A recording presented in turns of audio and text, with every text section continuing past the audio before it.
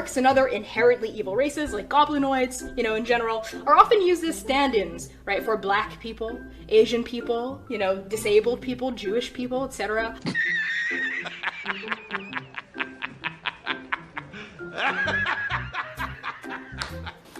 Do not come.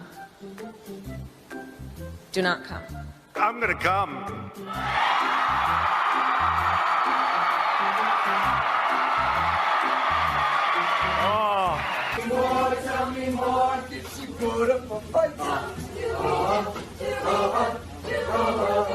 Oh my God, please. This is not the face of the hobby anymore. And I think there's been mistakes made in years past where people assumed that D&D players were all, white dudes in a basement, which has been a faulty assumption for a lot of years and gets more and more false every day. And so it's, in my viewpoint, honestly, guys like me can't leave soon enough. The guys like me can't leave soon enough.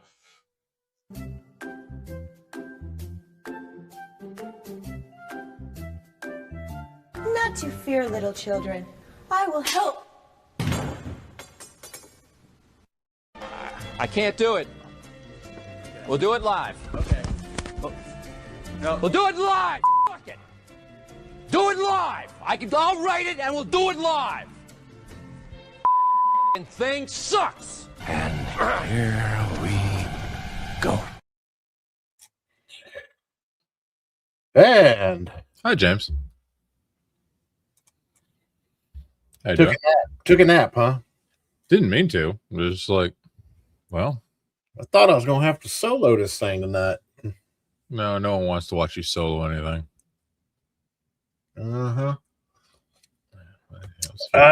Show comments. There we go. Okay.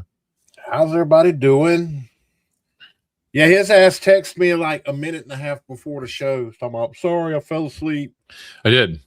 I laid down on the couch. I was just watching some YouTube on my phone, and then I was like, and then I time traveled, and now it's now, an hour later. I never could take naps. I don't know. It's rare that I get to take naps. If I took a nap, I probably wouldn't be able to sleep that night. So, well, we'll see how that goes. You always look tired anyway. God, I do. I don't have youngins. I do. Actually, I usually sleep pretty well. But I've always got the dark circles under my eyes. It's been that way since the day I was born. Means you're not getting enough rest. Okay, Gramps. Maybe naps are good for you. How old are you? I'll be 42 in 2 days.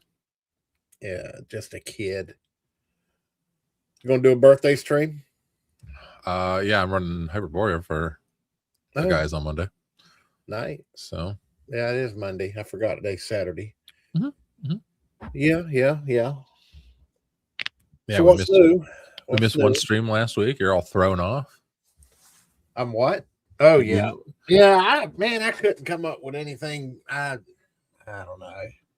And my sinuses is still whooping my ass, and I agree with Tora. Naps are the best thing ever. Naps are great. Don't forget, I sent you a little video clip too. You can watch it later tonight or whatever. Did you? Yeah. Of what? In a DM. Of it's a not porn, is it? Huh? No. Oh, okay. It's a 10 years ago. Oh, the one of your desk. Yeah, I just saw that. Okay, or not your desk, your table. Yeah, I was playing. I just went to digging earlier today and was like, oh shit, I forgot about that. Shut up, Tora. Yeah, Dad's a kid. He's still a young kid. I'm a youngling. I turned 60 in October. Man, 60. That's a lot of fucking years. That's a lot. Yeah. God damn, you're old. Like, Jesus. Like, 60. Damn. 60. I'm telling you, guy. Hey, I'm almost at 200 subs. I'm at 181. What were you at last night? I got like 4 last night. I was like 176 or something like that. And we, on my channel, we're 5 away.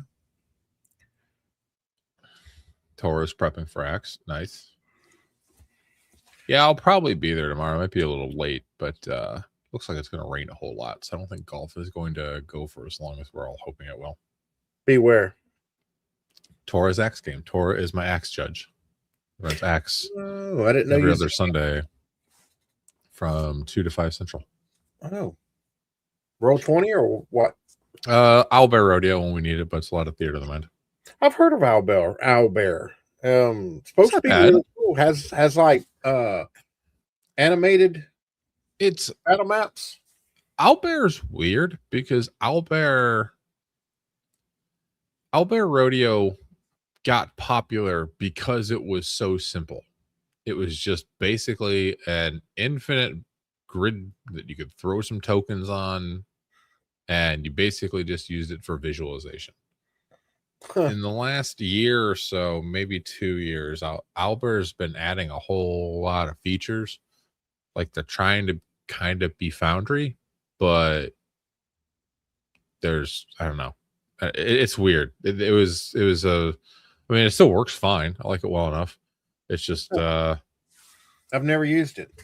Yeah, I agree with Owen Al. Foundry is definitely my favorite, but it does have a steep learning curve. I'm still using Roll20. I mean, I've never had a reason to leave it. That's fair. I mean, if you know it, you can just keep using it. I mean, basically, it does the same thing that Foundry does for the most part. Foundry has a hell of a lot more features and functionality, and it's way more customizable than Roll20. Yeah, but I mean, I don't never use like when someone casts a spell, the effects happen and all. I've never done that. You know. Yeah. That's just, the more prep you put into something to make it look, cool, the more issues you're going to have. And not necessarily. I mean, I don't put a lot of prep into Edge Lord. I try to find, really nice, realistic battle maps and such. And then with the dynamic lighting and ambience music or sounds and such, I do stuff like that on my games. But I mean, I try now. One thing I tried to use on the animated battle maps for scenes and such, and I mean, I don't know. It doesn't really. It works, but I mean, if you upload it at 1080p, it's going to end up being like 720 or at the most. Yeah. I don't know. I just plus it takes up a lot of space on your storage and. Yeah, it's just not really worth it. But I have seen them though. Like on the Dragonlance campaign I had in a certain place. I found some animated stuff that I had the original battle map, but then it had somebody made animated sections of it. Okay. That were identical to the regular battle map, and I got them. And they work pretty well, but it's just not worth it, not really. Blankmar to Conan. Okay.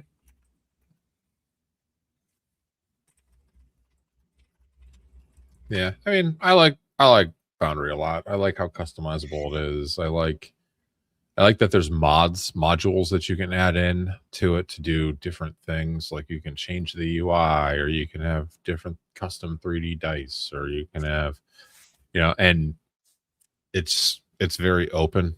I also like the fact that in Foundry you pay $50 once and it's just yours forever. Yeah, that's nice.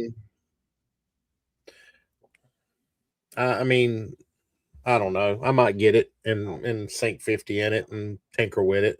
Yeah, I can show you. I don't know. I mean, I've got several games on my Roll20 account. I really don't want to use them. I mean, I lose them. Yeah. So I don't know. We'll see. What you got loaded up there, guy? Foundry. So, but I mean, the two things that set it apart from Roll20 for me is pay once. Ragnar. Yeah, this is a module called Late Trapper's Lament in Hyperborea. It's this. Oh.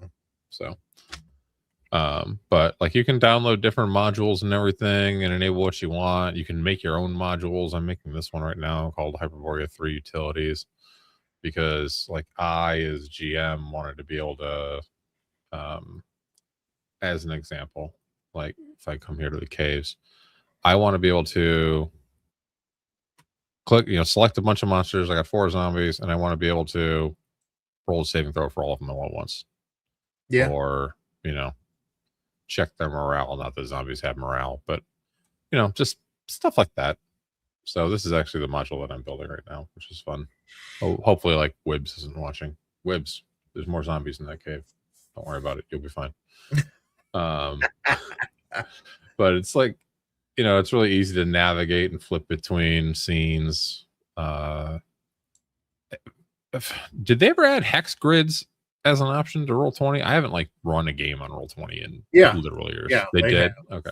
Yeah. Yeah, because I'm looking on my Roll20 to see. Let me see here.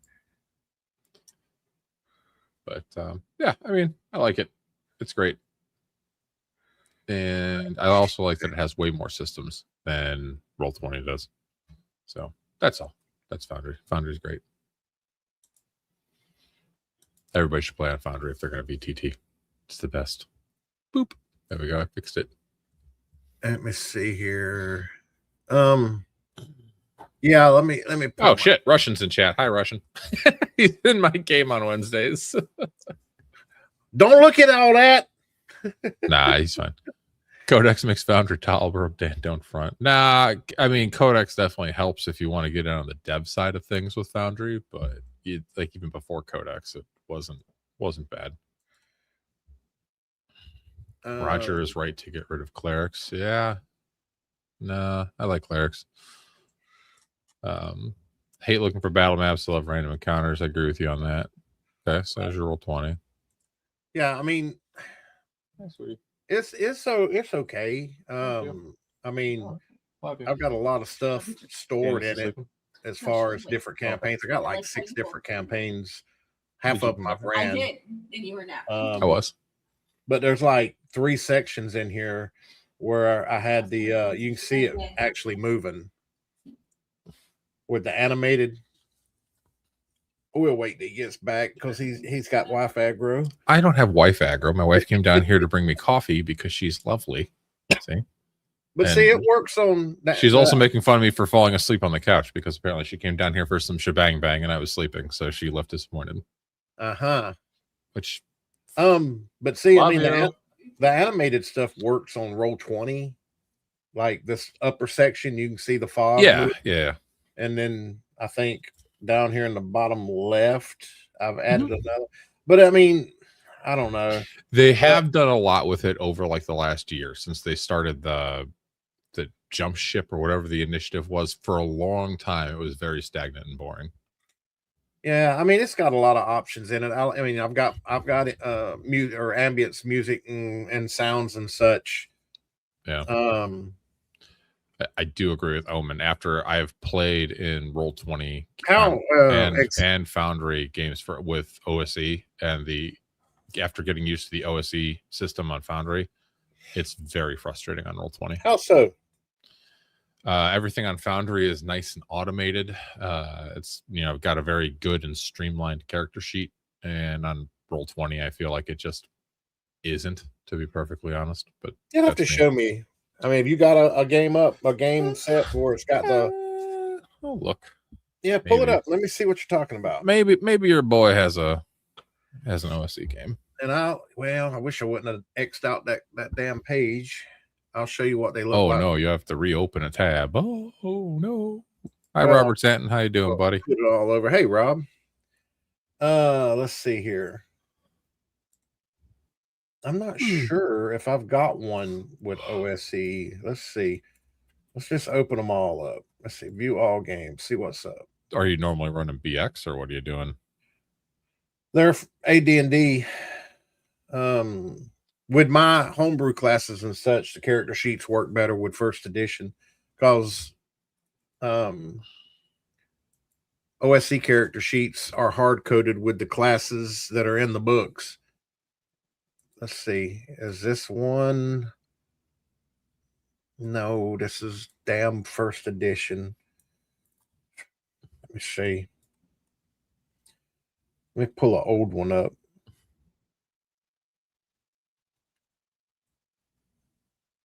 I think they're all first edition ones.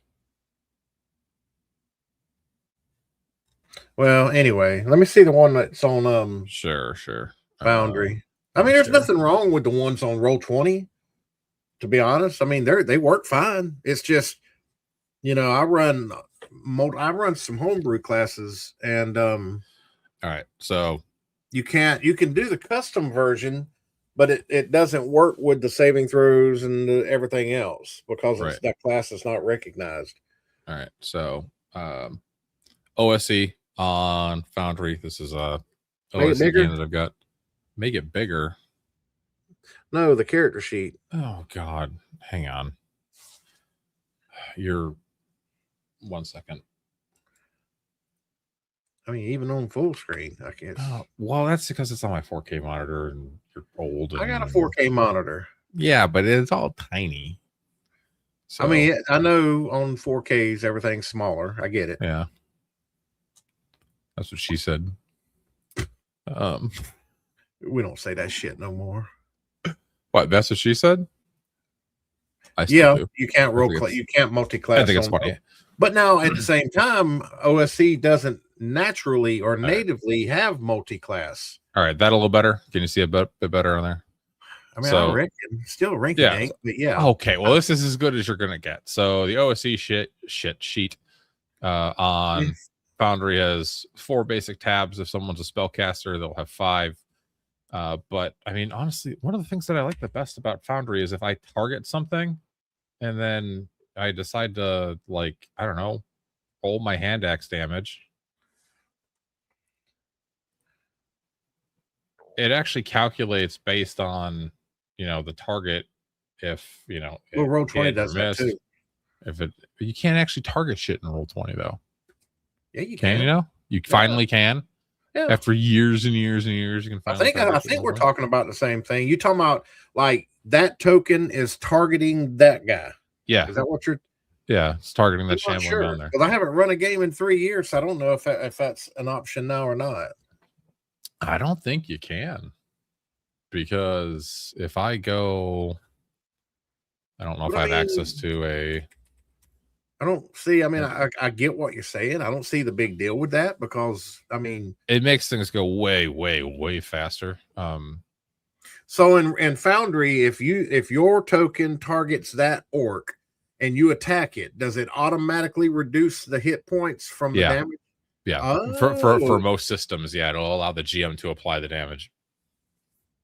I mean, does it automatically do it, or do you have to? It depends on the system. Some systems will automatically do it. Swords and Wizardry is set to automatically do it. What about OSC? OSC has an apply damage button that pops up in the chat for the GM to click. Okay. Yeah. See, I've hey Sam. I agree. Multi-classing is lame, Tora. You are correct. Yeah, I know. That's one thing I like most about OSC. Yeah.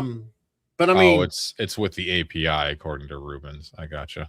In Roll20 though, I mean, on the enemy tokens, you have their hit point armor classes that only the DM can see, and then I'm attacking this orc over here, and they'll ping it where I know which one they're attacking, and I just adjust the damage. It's real simple. It's not like it's really hard to do. Well, Foundry's better, so there you go. That's all I got. It might be. Hi, Sam. I mean, it might be. Like I said, I've never used it. I mean, I've played in it a couple times. Seemed like every time that we played in the damn thing, he was having issues with it. Yeah. And got a donation here. Oh, let's see. Yeah, Rob. I like OSC too, my brother. Thank you very much for the $2 super chat. I've come to realize that I'm mostly okay with OSC, but I'd rather play other systems. I like OSC. When I run OSC, I change OSC so much it's not even OSC anymore. It's just AD&D 1E. Well, I mean, OSC's layout. With the house rules I got, I'm leaning more toward AD&D first edition. Yeah. And Same. most of the adventures that I run are AD&D First Edition anyway. Yeah, when I run it like OSE Classic Raw, it's like, oh god, there's so much more than this. Which, I mean, I've narrowed mine down to like, how many classes do I have now? Let me see. I agree, Rubens. Because I'm doing race and class instead of just core classes. Let's see here. Yeah, Rubens is basically at this point playing AD&D Second Edition in OSE. Been there. Let's see. I mean, I've been looking at the edition. Let's see here. 1, 2, 3, 4, 5. 1, 2, 3, 4, 5. 1, 2, 3, 4, 5. 1, 2, 3, 4, 5. Speaking of 24 TUI and OSE. I have both. I don't have the physicals. I have the PDFs. Well, I mean, you probably had to have those put together, didn't you? Yeah, I printed them on Lulu. Yeah. Oh, that's interesting. Because I didn't remember them ever doing those in hardbacks. Oh, that's funny. I don't know What's if you that? guys can see this on. It might be really hard to see the Lulu like template for the covers Hang on, bled through. You can very faintly see the LU there. That's funny. Oh, I see it now. I see it now. That's funny. It's on all three of them. I guess the jet Nice. black doesn't cover it. I mean, that's not that nice. Actually, the player's guide for Dark Sun's fine, but the Game Master's Guide and Spelljammer, that's really funny. Fucking Lulu. Yeah, I have those. I remember when the guy that made those done the PDFs, and I mean, I believe they were free, weren't they? Yeah, those are all free. Yeah, I Elixir remember- released those for free. The day he made his post on Reddit, I seen it and downloaded it. And which ones did he? I know he done Dark Sun. What ones you got? He has. I've he got only has all of 3. Yeah, he's got Dark Yeah. Sun, Game Master's Guide, and Player's Guide, and the other one that he has is Spelljammer. Spelljammer. That was the So. other one. That's what I was thinking. Yeah. But- Yeah, I never went and done them in hardback. But are they standard book size or are they OSC? No, they're OSC size. They're A5 size. Okay. Did you do that just for personal preference, or is that just how they printed it, or what? I just was sitting around one day and I was like, you know what I should do? I should print these out. Because when I You get can like choose the sides on Lulu, though, can't you? now, it's based on the PDF on the file that you upload. Oh, okay. All All right. But there was like 1 or 2 small things I wanted on Lulu, and whenever I'm on Lulu, I try to get an order of about $60 to $70 just to make shipping worth it. No, that's custom, Ruben. Yeah. He Yeah, this is custom on Lulu. all 3 of those are custom because they didn't print them in hardback. Yeah, I fucked up the. That's Yeah. fine. So, But I mean, if you go to Leaksu's, what do you call that thing? Itch.io, he has the files, so you can just upload them to Lulu and print them yourself. So, yeah, I have yet to had a custom print, a 3D print. I need to do that. I got some PDFs that I'd like to have done like that never were printed in books. oh, I got an eBay win today that made me think of you. Uh-oh. Don't make me mad. Why would it make you mad? You getting something I don't have? No, I'm sure you have this. Let me see it. Let me see it. I'm working on it. I'm bringing it up. Purchases Yeah, I have Not Below, though. I bought that when it released. for $50. This guy had a whole bunch of goodies. Are you dying? Huh? Are you dying? Am I what? Are you dying? No, Oh, I don't know. I just didn't know. So for No. $50, yeah, I got the box set for Not this guy Below. had Dread Thingonomicon, GM Miscellany, Dungeon Dressing. Pull it up. I did. Oh, sorry. Thought my homie was helping me out here. So Oh. yeah, for $50 for 4 pod books. Figured that's a pretty good deal. Wait, those are Raging. Oh, Oh, Yeah, that's why I said I thought you would like it. Miscellaneous dungeon dressing, got it. Yeah, Got wilderness it. dressing, dungeon dressing, the thing in Thing in Nomicon, and the dread thing in Com. Let me So. see. I've got 3 of them. I know. I don't know if I've got the. Let's see here. I don't know if I've got the thing in Nomicon or whatever it is. Let me look real quick. That's a nice find. I need to start doing eBay, looking at eBay. Because every now and then you catch some really good deals. Are they Dude, I just Google, like, literally I type in OSR and I'll look for stuff, and then I love it when they're like, or best offer, because I'll lowball the shit out of them. Thing A, how do you spell Thingonomic? Thing THIN. Oh, there it is. No, I got it. So I got all 4 of those in PDF. I haven't bought anything in real books from Raging Swan, but I'm a really big fan of their stuff. Big fan. Sam, you should go with Swords and Wizardry. Swords and Wizardry is excellent. Swords and Wizardry Complete Revised in particular. It's great. Yes. Oh. Hey, Rich. I didn't see Rich in chat. How you doing, buddy? Hey, Rich. I missed him. How far did he go up before you seen him? Up there a little bit. Oh, my. Sorry about that, Richard. My bad, brother. Rich, you want in? Yeah, you want to hop on? Hey, Stan. We'll turn this into an open mic night. Yeah, we're just hanging out and shooting the shit. So we really don't have any really fantastic topics to talk about anyway, except bitching. James was so dry on topics. He wanted to talk about 5e, which was, I was like, that's fine. I can just use my sign. Here, I'm gonna send you. I'm gonna DM you an invite there, my guy. If you're able, you can jump in. Boom. Secret of the Black Crag's a good adventure. I like that one. My favorite OSE adventure. Where you at, Richard? Is definitely Shadow Check Tower your Discord DMs now. No, he said I'm cooking while my wife is running errands. Well, there's you an invite anyway if you do want to later. Ah, damn. We may have to dig into my bullshit topics tonight. Well, that's part of the fun. We got 23 lovely people here watching us, enjoying our time together on Saturday afternoon. We warmed them up for 25 minutes while talking about BTT bullshit, waiting for people to log in. Now you can hit them with your bullshit, James. So give it to us. Give us your bullshit, brother. Hit them with the bullshit. So, this was his topic, people. I have no responsibility for this. I did not suggest this. I did not come up with this. Well, we have Fantasy Grounds coming in from out of nowhere. John D retired. John Trey. No, John D retired. Oh, I knew that. No, you didn't. Yes, I did. No, you didn't. Yeah, okay. I'm blaming it on my sinuses because I'm still ailing from it. I slept 9 hours last night. You'll be fine, Tora. You slept 9 hours. Maybe you're sick.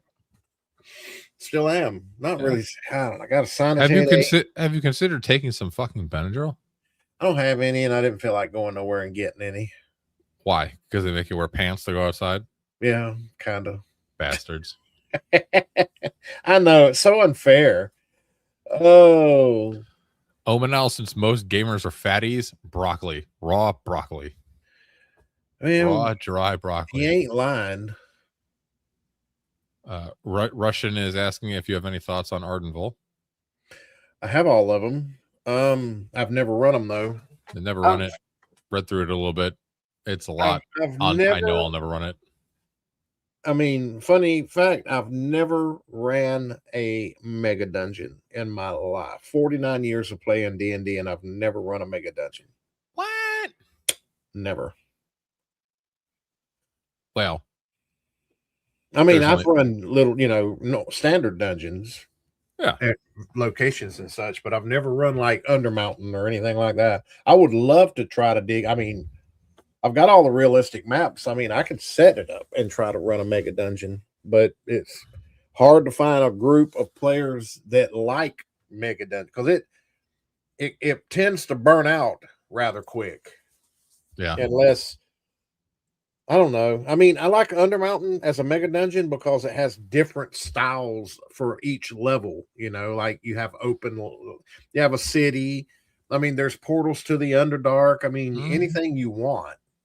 Yeah. So a lot of these other mega dungeons are just level after level of just dungeon. Ah, I love broccoli, Tora. oh hell, people are just goddamn. Let's catch up here. $2 from Robert. Thank you, brother. From the cheap seats. Amen. From the cheap seats. I got you, my man. I do have Ava Knox. Whoops, I did not mean to do that. Sorry. I do. You're good. There you I have go. Ava Knox stand. I've read through it. It looks great to me, and it's, you know what? It's reasonably sized. I mean, the book, it's an A5 book, so that's something I could definitely see inserting into a game at some point. What is your favorite mega dungeon? Rappanathic. Really? 100%, 10,000%. It's amazing. There's a book demon. Because it's not just a dungeon. There are hundreds of square miles of wilderness and area above that you can interact with. There's factions and stuff inside the dungeon. There's 14 different entrances to the dungeon. So, like, your players can, maybe they find one of the entrances that takes them to level 1 while they're level 1, and they can kind of start checking shit out. Maybe they go down the well and wind up on level 3B right away, staring face to face at a boss. Who knows? But it's great, and it's, in my opinion, very well designed. And I ran the shit out of it in college, so I have a fond memory of it. Even though I've never ran a mega dungeon, I have like all the splat books and everything for Undermountain. That if I ever run a mega dungeon, it'd probably be Undermountain. Yeah. That's what I believe. So to rush and crush in here, it's just the dungeon. Yeah, you kind of have to be like, you have to be in a group that wants to dungeon delve a lot. Yep. But that being said, the good ones have stuff outside of the dungeon. Well, it doesn't necessarily mean I mean, you don't really need outside. If you have, what's the word I'm looking for? Like different styles of levels, like like a huge cavern level with just funguses and mushrooms, and yeah, you can have like different theming to the levels, right? Yeah, you can have one that like one's like an old crypt, and one's like a massive underground sea, right? And one might have like a bunch of rivers and like natural caverns, and one might be a whole underground city or civilization. Yeah, you can. Hey, Advanced Fantasy Games, how's it going? I'll just turn it over to you. Looking for something good to watch, so you settled and showed up here. How's it going, buddy? So, well, we're glad to have you. Yeah, that's Advanced Fantasy Games. I tell you a mega dungeon that I would have loved to seen get printed, and that's the Ruins of Mithranor in Forgotten Realms, or Mithranor. Yeah, I'd love to have seen that get actually turned into a mega dungeon. Hi, Agile. Hey, Ag. What's an English word? What were we talking about? I don't know. You can barely speak, so I can't pick up a particular time. Hey, I'm here to, by God. You are. You're here, and you're hacking and wheezing and can't breathe and don't know how to use a mute button on your microphone unless you hit it with your chin when you're getting all mad, which is funny as hell. It's my favorite thing. Yay! Sam's from parts of 6 mega dungeons over the years. Oddly, Rappanathic was the one we explored and played the least. White Plume and Caverns of Archaea the most. I don't know if I would consider White Plume a mega dungeon. I mean, you hit it a millisecond before. I don't consider White Plume a mega dungeon. Yeah. I mean, I do like White Plume. Oh yeah, it's a good. We played the shit out of that as kids because everybody wanted Black Razor, right? Everybody wanted a wave. Whelm sucked. No one gave a damn about Whelm. I mean, a mega dungeon is, a mega dungeon, like 10 or 15 level dungeon, that you'll be down there for most of your career, just delving. I've heard good things about Stonehill. I have not played in any of the Greg Gillespie mega dungeons. I've heard Barrow Maze is very modular, and you can pull out parts and just drop it wherever, which is good. You can do the same thing with levels on Rappanathic if you want to. That's actually another reason why I like it. That's an interesting question. Would you consider the Underdark a mega dungeon? No. What would you categorize that as? An environment. Yeah, I mean, I think if you're gonna run the Underdark, yeah, are you talking like the Faerun Forgotten Realms Underdark? or Greyhawk? Yeah. Well, I don't know. I mean, it's not technically it wouldn't be a mega dungeon. So when I think Underdark, I think of the Forgotten Realms Underdark map, which to me that's more. I mean, the Forgotten Realms Underdark is technically based off of the World of Greyhawk Underdark. Well, yeah, I know. They expanded on the Underdark in Forgotten Realms way more than they did in the World of Greyhawk. Yeah. Well, with third-party books and all, I don't know, they might be about even. But official content, yeah, WotC expanded on the early days of WotC. They expanded on Undermountain way more. I mean, not Underdark, way more than the World of Greyhawk did. You got to remember too, and the Underdark, I believe it was originally called Underworld. No, in the World of Greyhawk. Well, you don't know nothing about Greyhawk, so I know a little bit. But it was. I just didn't play it as a kid. It was originally called Underworld.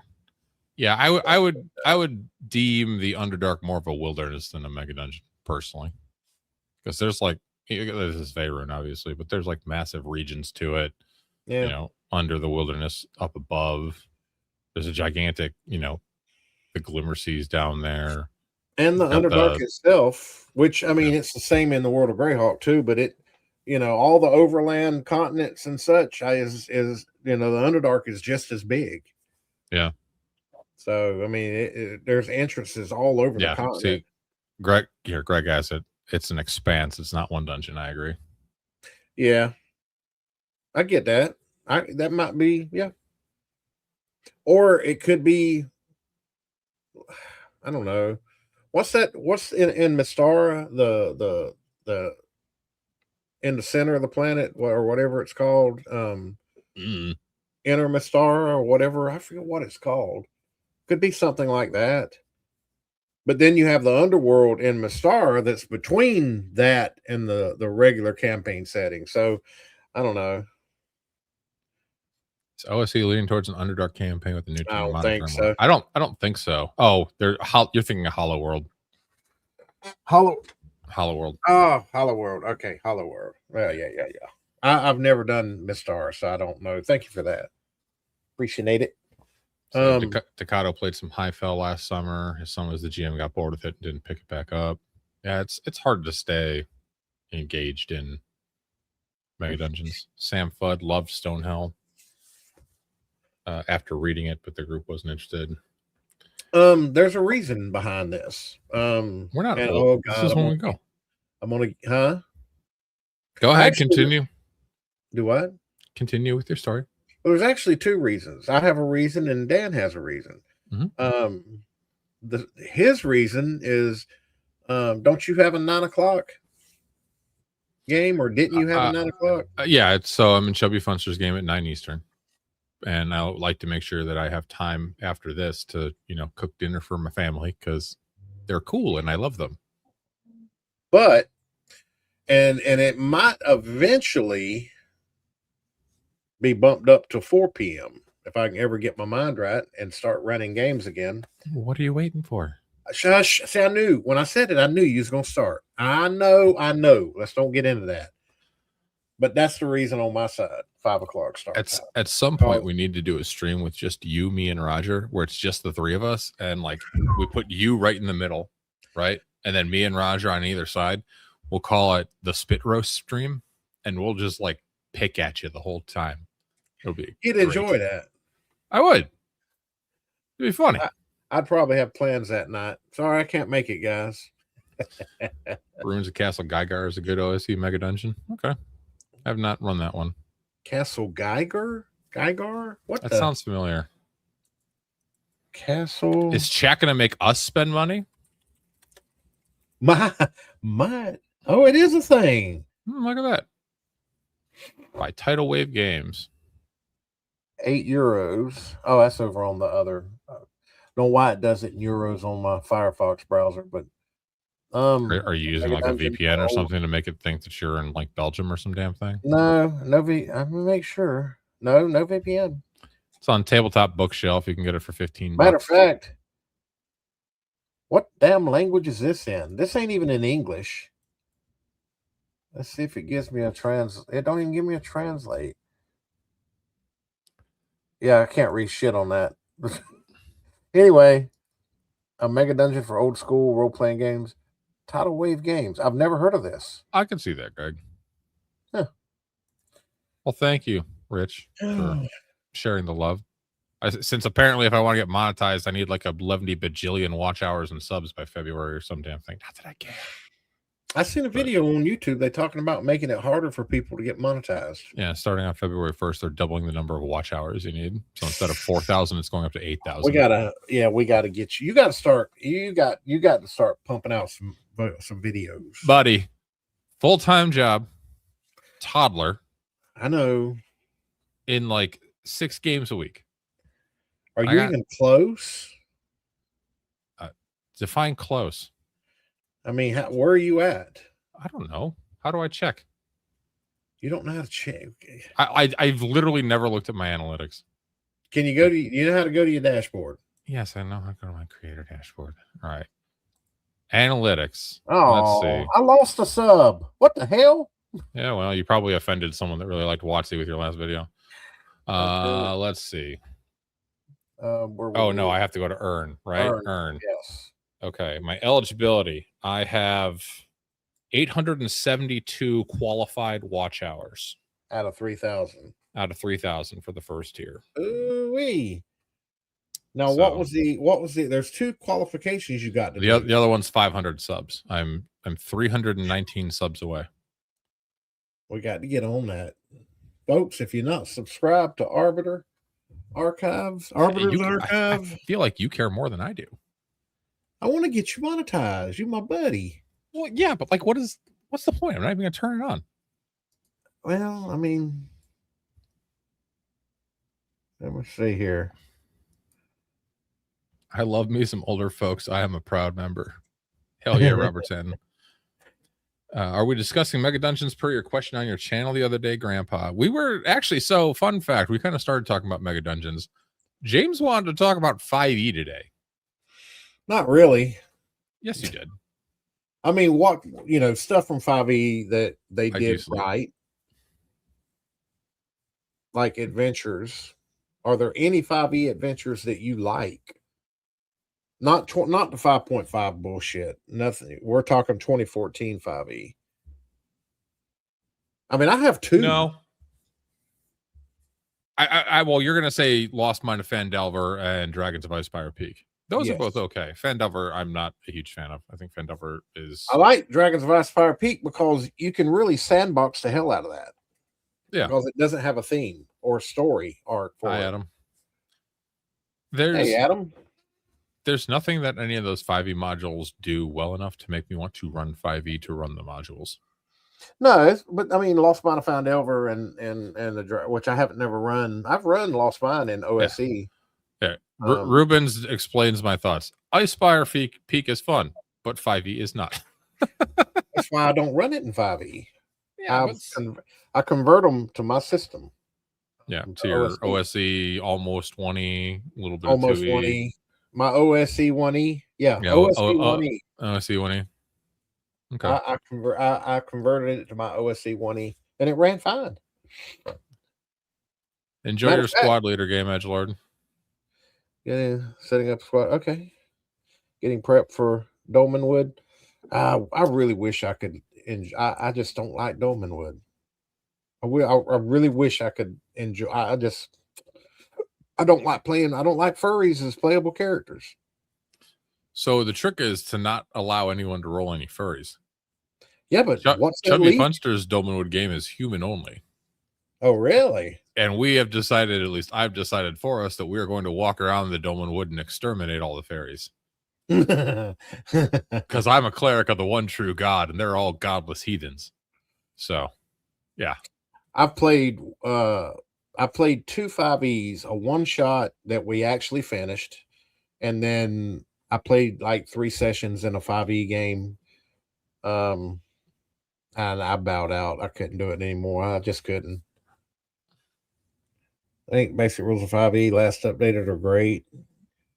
You can pick and choose from additional classes spells. Then you get I think the longer 5e was out, the more out of control it got.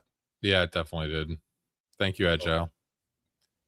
But no, I think J-Bash is right. I think at its core, 2014 5e is an okay game. They definitely broke it. But there's like, I'm looking at I have most of the 5e adventure modules. I don't think there's any I would actually consider good because they're all too long. Bought the 5e adventure modules? Yeah. What'd you do that for? Because for a long time, for like 9 years, it was all my buddies were playing. That's all I could get to play. So, and I mean, some of them have like the Baldur's Gate Descent into Avernus. I ran that for about a year until the guys TPK'd in a meme encounter. But that one's okay. There's a lot of, it's definitely 2 books in one. So the entire like first 3 or 4 levels take place in Baldur's Gate. And it's got this incredibly deadly dungeon in the beginning, which is fun, but the entire city of Baldur's Gate section is just NPC soup. There's like 60 NPCs that you have to interact with and know, and all. It's so that sounds weird. Like what's that what's that adventure that you start out as slaves of the Drow in the Underdark? Out of the Abyss. Out of the Abyss. From what I understand, there's that one's actually a really good source book for the Underdark. I know.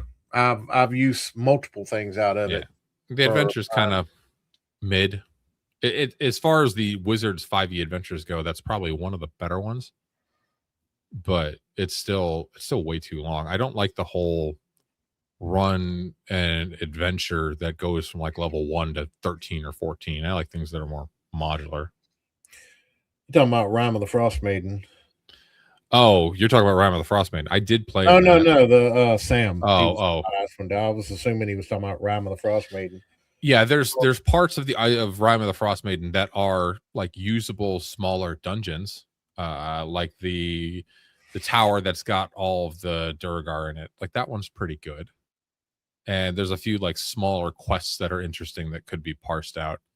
The entire module, though, throwing Oral as the big bad, and then you kill Oral at like level 7 or 8, and then all of a sudden it's like, oh, by the way, go to the sunken city of Ythorium inside the Great Glacier. Like that whole part just seems tacked on and weird because someone at WotC probably wanted to go to level 13.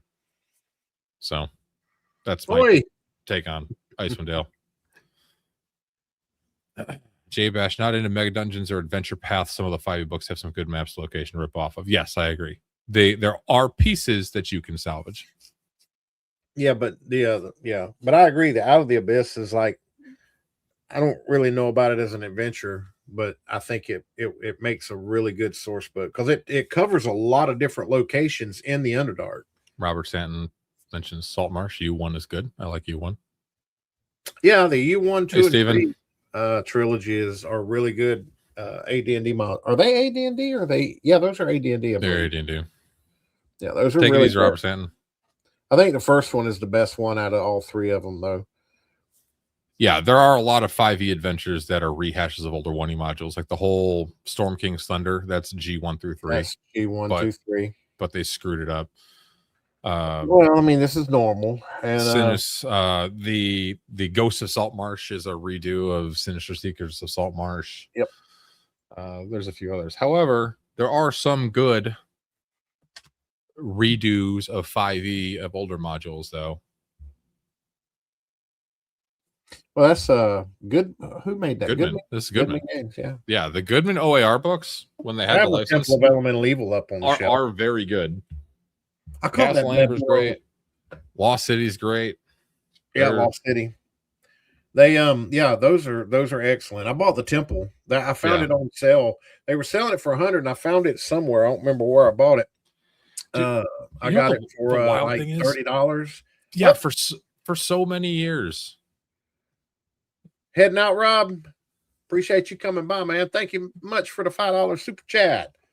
What a nice guy. Robert Stanton's so nice. I like him too. He's a good guy. I love the fact that when Goodman did these, they like straight up reprinted, the original module like as is. That was the first thing they did. And I'm showing Castle Amber because Castle Amber is like my favorite. I think Into the Borderlands is they've added content to that original first edition. Yeah. I don't have it. I got PDFs, of course, but I mean, I believe they added content to that. My wife says hi, James. Would you like to say hi, internet? There's 34 people watching us. Hello, internet. They Don't be shy. Come on, get in the camera and say wave hi to everybody. You don't want to get in the camera and say wave hi? She's shy. We'll get her. It might take some time. We'll get her. Oh, no. But define fluff, Toro. I think the best example that I could probably say to that is just excess content. But like a lot of it's interesting content, at least in Castle Amber. So one of the things they did in Castle Amber is they in the Goodman version they added a second floor to the castle, right? Because in the original there is no second floor. It's just the 2 wings and then the central area in the dungeon, or 3 wings: east wing, west wing, chapel, central forest, dungeon beneath. But how much did you pay for your hardbacks? Curious. Well, that's what I was saying. There was a time where these were like $30 on Amazon for a very, very long time. And then when they lost the license, they all got like swooped up. Like I got all of mine as they were coming out and they were all super cheap, but I know they're like 2-3, like Lost City's like $400 now. Yeah. It's insane. Yeah. That kind of sucks. She's shy. But they're worth reading through if you can, if you have the PDF version. There's there's stuff in the Castle Amber one that I'll pull out in when I run Castle Amber, like because I've run Castle Amber a lot. It's like my favorite classic TSR module. But and I've like changed it up, and we talked about this on one of the streams where like I'll make factions out of the different Amber NPCs, and the factions will be based on their alignment, like lawful, neutral, or chaotic, or that sort of thing. And I give them like different indefinite madnesses to role play them a bit. But I like the second floor of Castle Amber. It gives the players more room to like move around the dungeon and more avenues to explore, which is cool. But I don't consider it fluff. I like it. I mean, I know a lot of my stuff that's third party is mostly PDFs. I mean, I'm going to end up I use my PDFs more than I do my physical books. I mean, Thracia does have a whole section glazing the author, yes, and which I mean, Thracia. Paul Jaquays made some good dungeons. I mean, there comes a point where you just got to quit buying physical books that I'm never going to open up and use. And well, so I do make it a point to actually open up and read my books. I recommend it. I mean, there's nothing wrong with it. I don't know. It's just a lot more convenient with a PDF, I think, for me. Of Crunch's rules, mechanics. Yeah. So from Sam Fun to someone that loves Castle Amber so much, how have you not gotten into the Principalities of Glantry and Mystara as a whole? Etienne d'Amberville is a great NPC. I just never got into Mystara as a kid. For me, when I was playing 2E, it was all Dark Sun and Dragonlance, my man. Oh, let me see here. We can find 2 of Elemental Evil, $39. Let me see here. Goodman Games. Of course, I'm going to pull up all their other shit. Oh, there's Temple there. Yeah, I do find it funny that they gave Goodman a license to do Temple of Elemental Evil, because Wizards tried to kind of redo the Temple of Elemental Evil with their Princes of the Apocalypse module. That was awful. But they have Caverns of Thracia for 46. Caverns of Thracia, Temple of Elemental Evil, you can still get pretty cheap. 39. The Grimtooth Traps ones, you can still get cheap. I don't see any more though. I'm looking to see what they have. Yeah. Yeah, I'm not seeing it. Let me see here. I think you can find the Dark Tower, usually the box set for that fairly affordably, usually as well. But it's like the first 6.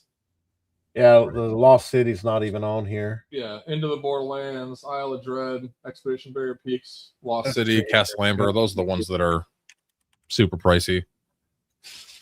That if you go on like eBay, it's going to be like, oh, it's like $250, which is don't spend that on those. Yeah, they're not on here. What was the other one? End of the Borderlands. What was the other one? Into the Borderlands, Expedition to the Barrier Peaks, Castle Amber, Lost City, and Isle of Dread. I don't think any of them are going to be there. They haven't been there in like probably 2 years at this point, if not more. We'll do Isle of Dread. If not, Isle of Dread. Nope, those ain't on there. Just the for Thracian Temple. Yeah. And are they new? I wonder if they're new copies. I'm sure they're new because they printed a ton of them. The ones that weren't like official TSR modules, they did not sell nearly as many as they did for the original OARs. Yeah, they're new. J Bash says to ask the PDF fairy for them. Blessed be the PDF fairy. Yeah. Well, I mean, I get it. Floribus bought them all as they came out. Yeah. Yeah, 1 through 5 are hard to get now. Yeah, I don't understand why 5e and WotC are, when they do an adventure, the damn books are so thick, they just call them campaigns. Well, that's what they are. They're campaign books. They're not adventure modules because there's nothing modular about them unless you open them up and find like, you know, the 6 pages for one small side dungeon that you find interesting that you want to pull out. But since WotC doesn't sell PDFs, it's even difficult to pull them out easily. And as far as I know, they don't sell official digital assets for any of that stuff. It's all tied to D&D Beyond. Yep. And I feel bad for people that use D&D Beyond because you're spending all that money and you're never going to get anything out of it. I don't see the point personally, but that's me. I made the mistake. I spent several $100s because I couldn't find any classic groups in Georgia where I lived. Mm-hmm. So I'm like, the hell, you know, if you can't beat them, join them. And I went to buying a bunch of books on D&D Beyond because that's where my buddy Mike was running his games. And I hate that. I mean, I still got them. I mean, well, of course I still got them because they ain't going nowhere, but I won't never own them. The funny thing about D&D Beyond to me was like, I never really saw what the point of it was. Because like, yeah, it had like an online character sheet thing, but if you're playing at a table, I don't need a character sheet on my tablet. I should have a character sheet in front of me. If I'm playing at a table, I don't need virtual dice rollers. I want to roll real math rocks. If I'm playing online and I'm going to use a virtual character sheet, I'm going to use the one in the VTT. Right. I never understood that. Why? It's sat in this really weird, like, I mean, silo. there's a what is that? There's an extension on Chrome, I believe, that links D&D Beyond to Roll20, but I don't understand why wouldn't you just use Roll20? Yeah, I don't get that. Yeah, I've seen people use that. To be able to get all the subclasses and all that, you'll have to rebuy all the books on Roll20. So maybe, but you're having to flip between. You got your battle map on this web page, and then you got your character sheets on this web page. So you're constantly flipping back and forth. It just I don't know. I don't get that.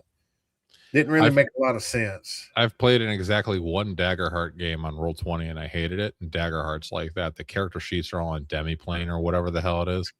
So when you click an ability, it just shows you the result in Roll20. You couldn't see like what the breakdown of the die roll is or anything like that. It's so stupid. Also, Daggerheart sucks ass. So glad that, you know, I didn't spend any money on that game. Well, I didn't spend any either. I mean, when it first got announced, I went to digging into it and looking. You will owe nothing and be happy. So true. Yeah. But it seems like it's about like 5e as far as the different types of races and such. I mean, all these furries, you can be a turtle and a frog and a bunny. And don't you want to be a bunny, turtle, frog, fairy thing? Yeah. I mean, you're kind of shaped like a turtle. You are. No, I'm not. Yeah, you are. You're short. I'm 5'11". Why you keep saying? Because if you're under 6 feet tall, you're a manlet. Congratulations, you're short. Well, I mean, when you get older, you shrink, right? Oh, luckily I got a couple inches extra as like buffer. I mean, everything don't shrink. But if I ever shrink to 5'11", though, no, everything does shrink. James. How tall are you? 6'2". Damn. If I ever shrink to 5'11", I'm going to put lifts in my shoes, so I'm 6 foot even. I don't have to wear high heels then. Well, I don't have to look up at your ass when I meet you at a convention. Yeah, GaryCon, be a good time. Yeah, we'll see. Roll20 is the lowest common denominator of VTT's IMO. The only reason Roll20 is still around is because it has the biggest installed user base, because it was one of the first ones. And it was relatively accessible when the other option was Fantasy Grounds, and Fantasy Grounds was expensive as hell. And now, since Roll20 has been, having its lunch eaten by Foundry, they're finally starting to make it better. Aha, no commercials. We have a halfling. That's wild stuff. Yeah, he is a halfling. Manlet. Love you, James. Ooh. You. Rubens wants to see you in platform shoes. So you'd buy tickets for that, huh? Fantasy Grounds, I also do not like. I think the interface on Fantasy Grounds is terrible. I think coding for Fantasy Grounds sucks because everything's in Lua and XML. Like it's 2004, which is insane. Be nice. Some of us are well under 6 foot. I'm sorry, Sam. You're not a manlet. Although he done said it. Sam, he done said it. He can't unsay it. Ain't no takesy backs. It's Ain't no 2026. takesy backs. I can do whatever I want. No, don't give him a takesy back, Sam. Don't do it. Hold him to it now. So I'm gonna put together my VTT table, still deciding which software to use. That's I would say Foundry if you want to get in, if you're fairly technically adept. If you want to just have like quick and easy, just get like Owlbear Rodeo or use one of like the Infinite Whiteboard apps that's free. Those are good too. Me and you will get in Discord and you'll pull up and share your screen one day and you're gonna show me all about Foundry. I may change. Battle Axe is hard to swing in high heels. I just like that it's pay $50 once and you're done. Like that's. I mean, that is enticing. I like that. The other thing that's nice too is like if Roll20 goes offline, you lose everything. Foundry I have running on my personal computer. So if Foundry ceases to exist, I can still run the games that are on my local machine just fine. Yeah. So it'd be a good start to YouTube, huh? I don't see Roll20 going under. If you are under 6, are you a mini man? Yes. Although the term is manlet. Manlet? Manlet, yeah. Free account for Fantasy Grounds. This one insults too much. I called you short once, 6 times. Yeah. You can have Roger. Roger would have busted on you like 20 times by now. I just ignore Roger. Roger's a good dude. You should ignore Roger. I like Roger. I like Roger too. Roger's fun. He just enjoys having fun. Well, I have not done any of the touch screen stuff. I have seen like demos of it at cons, and it looks cool. And if I had like an in-person game, I don't want people screwing around with electronics. I want like cool maps and maybe some terrain. I would definitely go down that terrain rabbit hole if I was running an in-person game. I know I would. I had a basement wall full of stuff that I very shittily painted.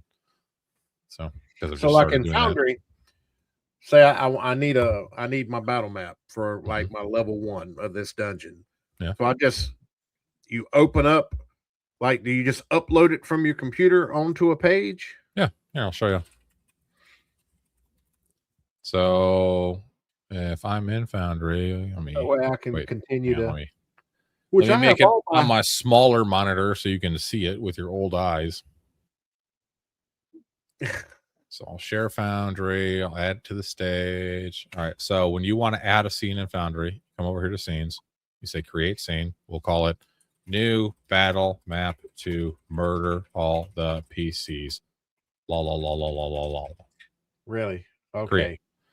And then all you do, you give it a background image, right? And so this is a folder on my computer. I just have all my Foundry stuff thrown in here. Okay, here's a question.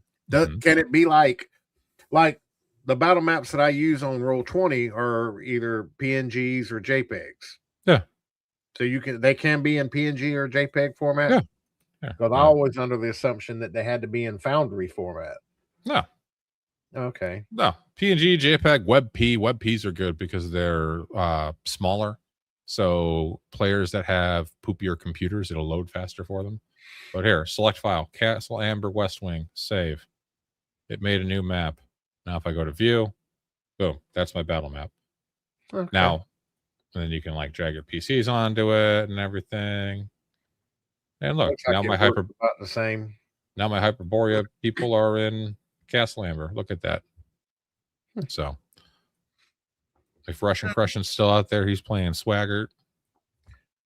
Now, and it's like roll 20, right? Like if you want to draw walls, like you gotta do all that. You know, you can have them snap if you want. So like if you want to do the dynamic lighting, you still have to draw obviously the walls for the dynamic lighting. That doesn't change. But yeah, I like Foundry an awful lot. It's great. No, we'll see. No Castle Amber for you guys. Well, for women, it's okay. My wife is also 5'4". Not my barbarian by any means. My wife is 5'3". Yeah, I think my ex-wife but a lot more synonyms. She was like 5'5", I think, or maybe 5'6". I can't remember. One of the guys in my Tuesday game is 6'7", and he's like 160 pounds.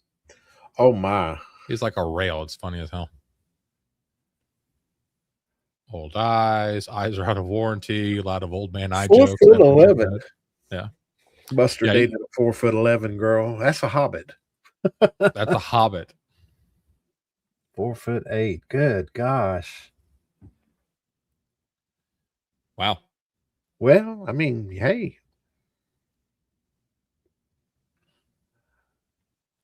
Dated a girl that was 4'11". Probably shouldn't talk about that right after you talk about your wife being 5'4". Your wife might get upset. Well, I mean, yeah, I mean, I've always well, how did we get on this topic? Because I called you a manlet. Yep, you called me a manlet because I'm not 6 foot. Yeah, sorry, buddy. Them's the rules. That hobbit had a pair of palantirs, if you know what I mean. Nice. And then You got a super chat. 5'8", and I think I have dark vision and can detect room traps. Hey, Ruben, thank you, brother. Which you think you have dark vision and can detect room traps. Did you ever figure out your banking stuff so you can do your giveaway shit? Yeah, we ain't made enough money to do giveaways. Let me see how much it's got me crying. I'm not exactly sure. To go to earn, I guess. Because you have to get $100 before they'll pay you out, right? We're not there. And that's after they take their cut. Man, yeah, they take 30% of it. Let me see. So I don't know how to find out. Mark the Shark is 6'1". His wife is 5'2" and mean. Let me see. Membership. See, I don't know where to go to see how much. Stephen Kennedy is looking for a nice, sturdy-looking female dwarf. You guys are ridiculous. I love you. Dashboard. Let's see if it's in dashboard. I don't know where to go to find out where we're at on our revenue. I mean, it's all going back into giveaways, every penny of it. But I don't know. Rubens loves Mean Girls. You guys are all nuts. Yeah, take over on the chat thing a minute. I'm looking. I'm trying to see. I'd like to know where we're Gotta watch out for them uppercuts. Yes, you do. Earn. It's supers. See, it doesn't give me a.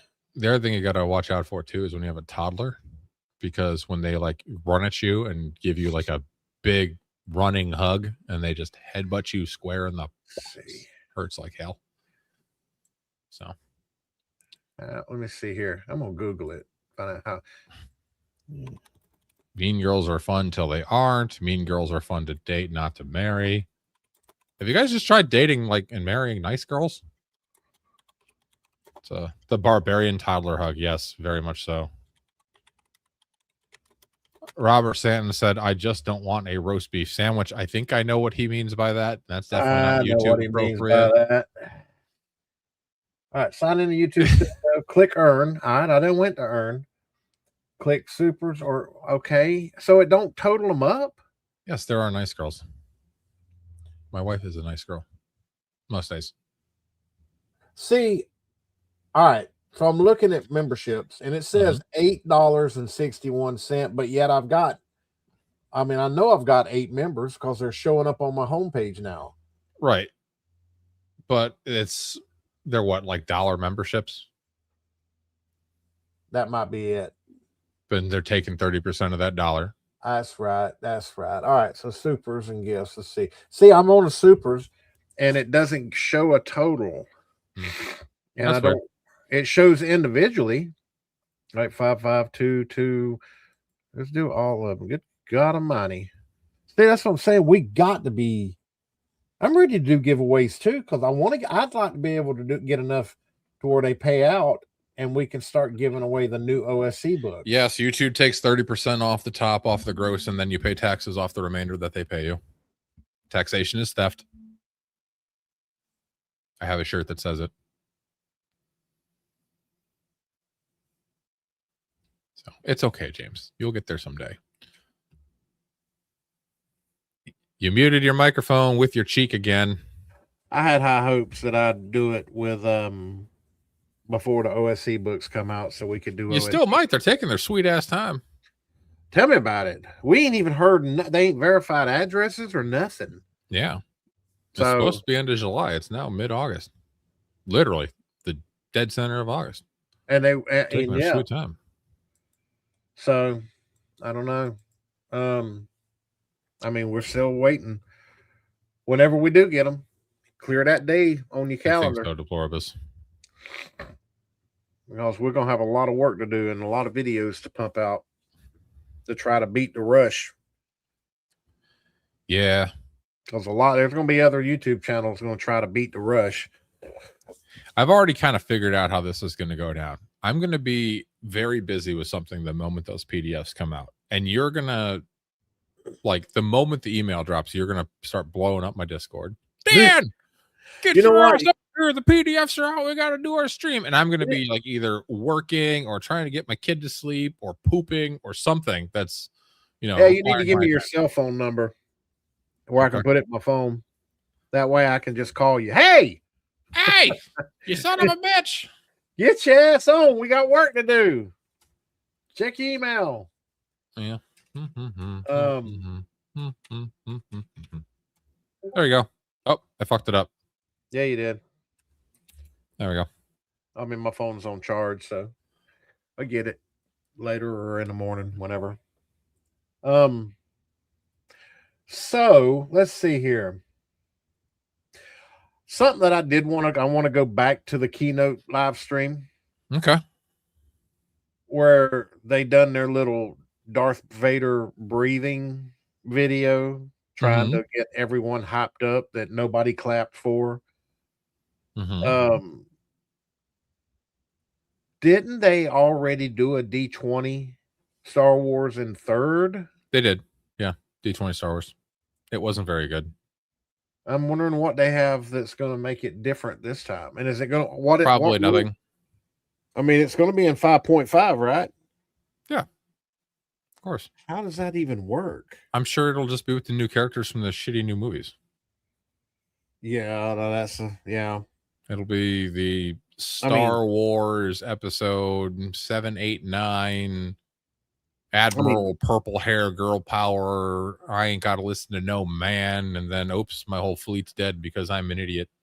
D6. 100%. D6 Star Wars was the best Star Wars. Yeah. Yeah. I got I got it all on PDF, but I got most of them in paper, physical books. You're interesting from J-Bash here.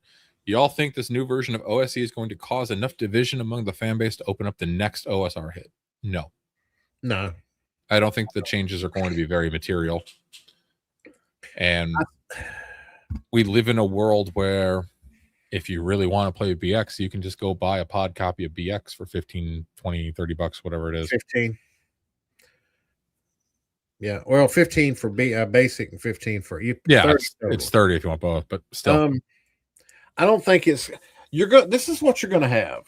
All right. So when they release the new OSC stuff, you're either gonna have people Agreed, that's gonna Toro. oh yeah, 100%. Yeah. I mean, that's all I've ever run. Hey, Coochie. You're gonna have Hey, Gramps.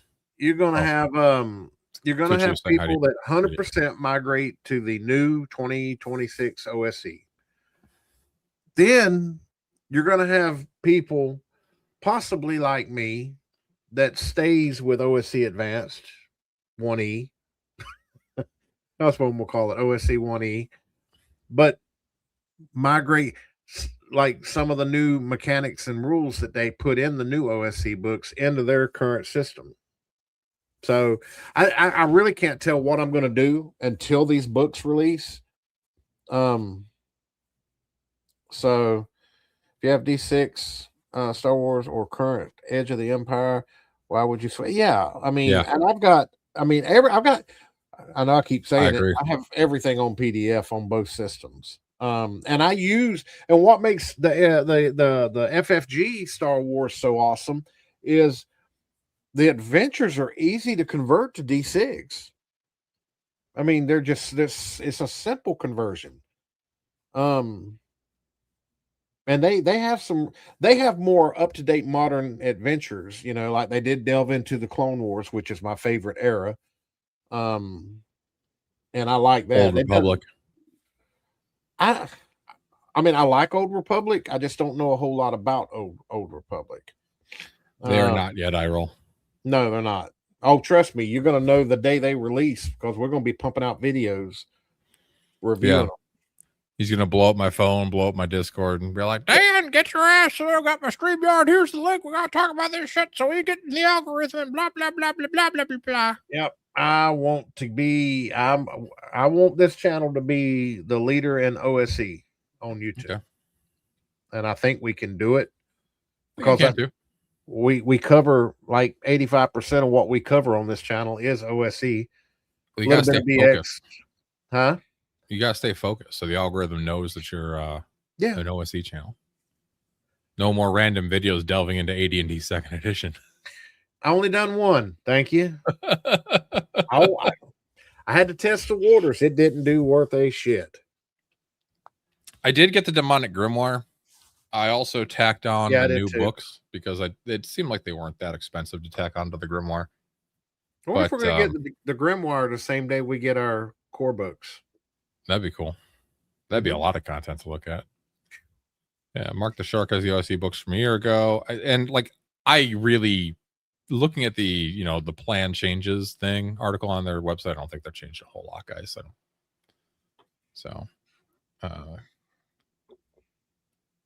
Game Master Rogers Neighborhood said that D20 Star Wars was so much better than D6 Star Wars. James, thoughts? Let him have it. Well, it's good because he said he's kidding. He just wanted to get Gramps going. He did give him like a heart palpitation, though. Did you see that? Like, I read it and he was like,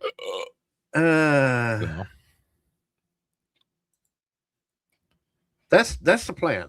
Yeah. I mean, I think we on this channel, I believe I cover more OSE consistently than any other YouTube channel does. Yeah, I don't really know of anybody else that does. That's what I'm saying. I really want to take over the OSE market. And you know what you should do? You should run some OSE games. Yes, I know. And JB, the damned algorithm. So Mark the Shark enjoyed the 2nd edition video. I actually enjoyed the 2nd edition video too, because like 2nd edition was my jam. I mean, it was okay. I really like I don't have any of the physicals on car. I got all the PDFs for Carcass Crawler, but I didn't buy the physicals. I've gotten to where I'm not buying a lot of physical stuff just because I'm never going to use it. I've even got Carcass Crawler 0 from the Kickstarter. Yep. What was in 3? That made me curious. I'll continue to cover the carcass crawlers as they One's release. probably the best one because it has D6 thief skills and the kinetic assist in it. Yeah, And that was a really good one. One also has the fighter maneuvers in it, I think, or is that 2? I don't know. It's the early one. I know. I'm looking. Hang on, I'm flipping through. Thief skills, optional rules. Yeah, combat talents are also in one. Yeah, The fighters. Yeah, Carcass Crawler 1 is really good. 2 has phase elves and wood elves. That one's dumb. Yeah. Well, the wood elves, I mean, kind of already. It does have a lot more equipment options, though, which is good. I think OSE needed that. It does have information on hiring retainers, which should have been in the main book. True. Town services. I have a feeling they're going to have that in the new books. See, I don't know. Like, if I was going to do a new version of OSE, I would absolutely include some of this stuff from, especially the early carcass crawlers.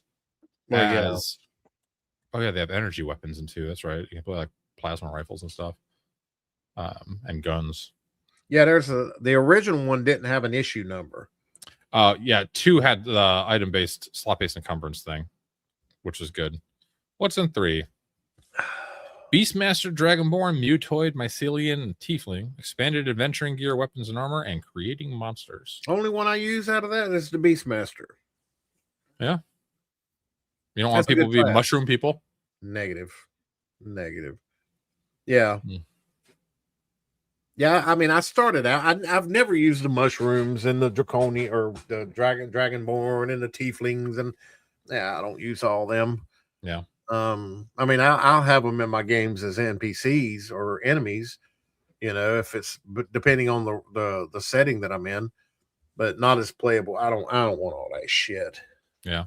In my games, I want classic classes and races.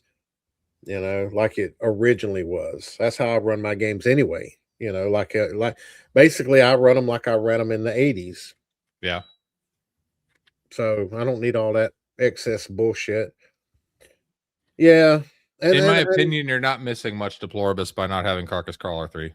The best thing in there is the expanded adventuring equipment because it has things like manacles in it. Now I have done, if you're curious about what's in specific carcass crawlers now, I've done reviews on my channel on every one of them. Yeah. So I'm caught up. I've done all the carcass crawler reviews. And I've got them in a playlist. So you should definitely run some OSE. I know of a fine convention, the finest convention. Other people say it's the best convention. I'm not saying it's the best, but other people do. I'm also saying it's the best. You could play OSE at CNY. I was in 2 OSE games at CNY. I don't know if I'll ever run one at a convention. Yes, Deploribus. There is a Carcass Crawler 0. It was a Kickstarter exclusive, but everything in Carcass Crawler 0 has been reprinted in other Carcass Crawlers except for one thing, the Chaos Knight. Also, this thing's like $200 on eBay. Don't go buy it. But it has it's just a bunch of classes and races. It's got the Changeling, Mutoid, and Mycelian, which they put in Carcass Crawler 2 or 3. And then class-wise, it has the Arcane Bard, the Beastmaster, the Changeling, the Chaos Knight, the Mage, the Mutoid, the Mycelian, and the Warden. Everything from that list except for the Chaos Knight is in other Carcass Crawlers. And the Chaos Knight is coming out in the Demonic Grimoire book. So you do not need... I don't use Carcass the Chaos Crawler 0 Knight as a playable class anyway in my games. Yeah. Don't go wasting your money. Same thing with an assassin. I don't have assassins as playable classes either. Why do you hate fun? Adam Lovell wants a streamed OSE game. Oh, you know what I could do when Hyperborea is done? When I finish Zambala for Mike. Do you want me to run an OSE game that's streamed and Gramps can be a player in it? That'll work. Would you want that? That'd be fun. Can you stay up until 10 p.m. your time without turning into a pumpkin? Yeah, I'll have to redo some adjustments. I think that'd be fun. Well, I mean, I already told you was talking about running something in the fall. I already told you I'd get in it. Yeah, I still am. So. I mean, it's like I got my core players that are still with me. I just told them they were asking today in Messenger, and I don't know. I'm just not in that right state of mind to run a game right now. I mean, it's hard to explain. Yeah, my problem running OSE is I will reflexively add non-raw stuff that's system adjacent that's useful. So the post I made on the Discord, I want to try to like actively run some of these things raw and wriggling. Wriggling. The older I get, the more humanocentric all of my games become. Yes, I know of a perfect game that's completely humanocentric. It's called Astonishing Swordsmen and Sorcerers of Hyperborea. It's amazing.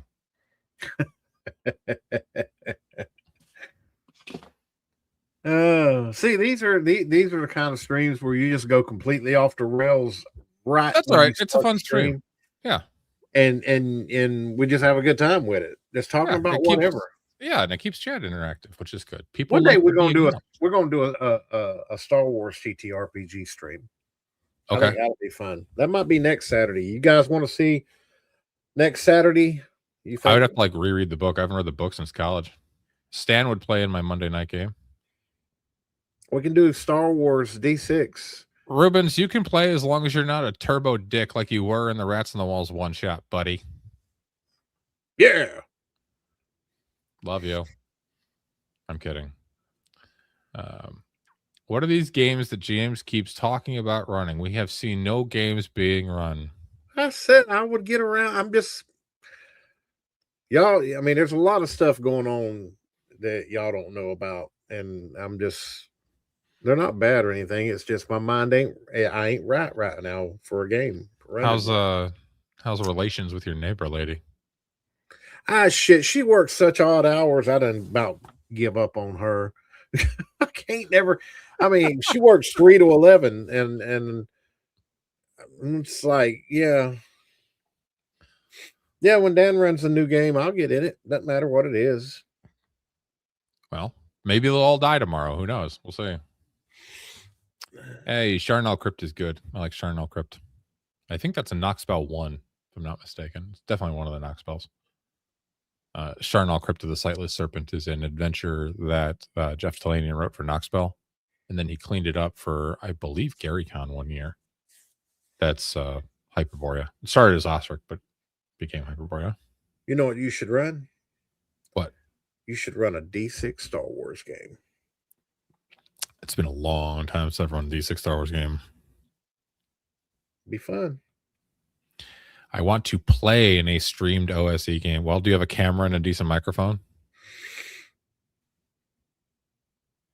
We could do that.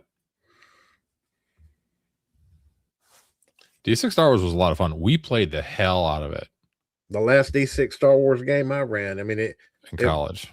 I was running it at the same time I was running my OSE game, and I had to shut both of them down when my dad took ill. And but yeah, we were having we were playing. When was it? It's like 6 months after Order 66 was playing in the Outer Rim, and I run several games or several different adventures on that campaign. Focused a lot on tattooing, or tattooing. Did you just say tattooing? Tattooing. Look, man, I'm talking. I can't breathe out my nose. Right. I agree with Mark the Shark. Tieflings are an abomination and should be eradicated. Yeah, Tieflings are the worst thing to come out of 2nd edition AD&D because they showed up at Planescape.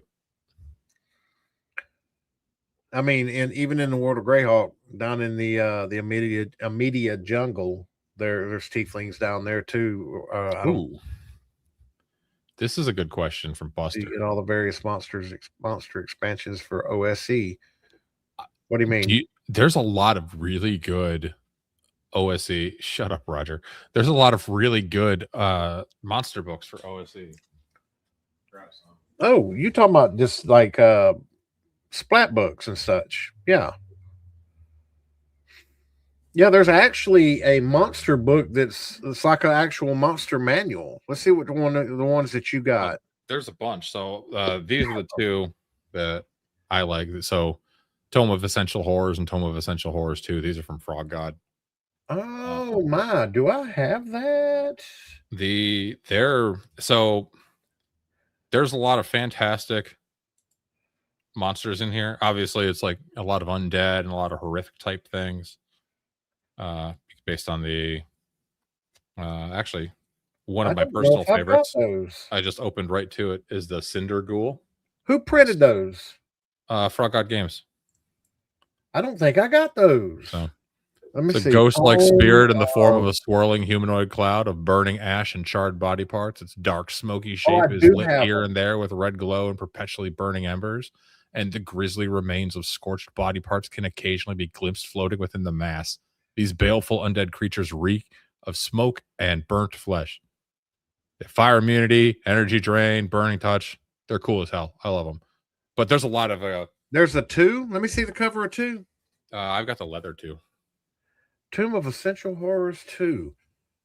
Yeah, there's a lot of really good.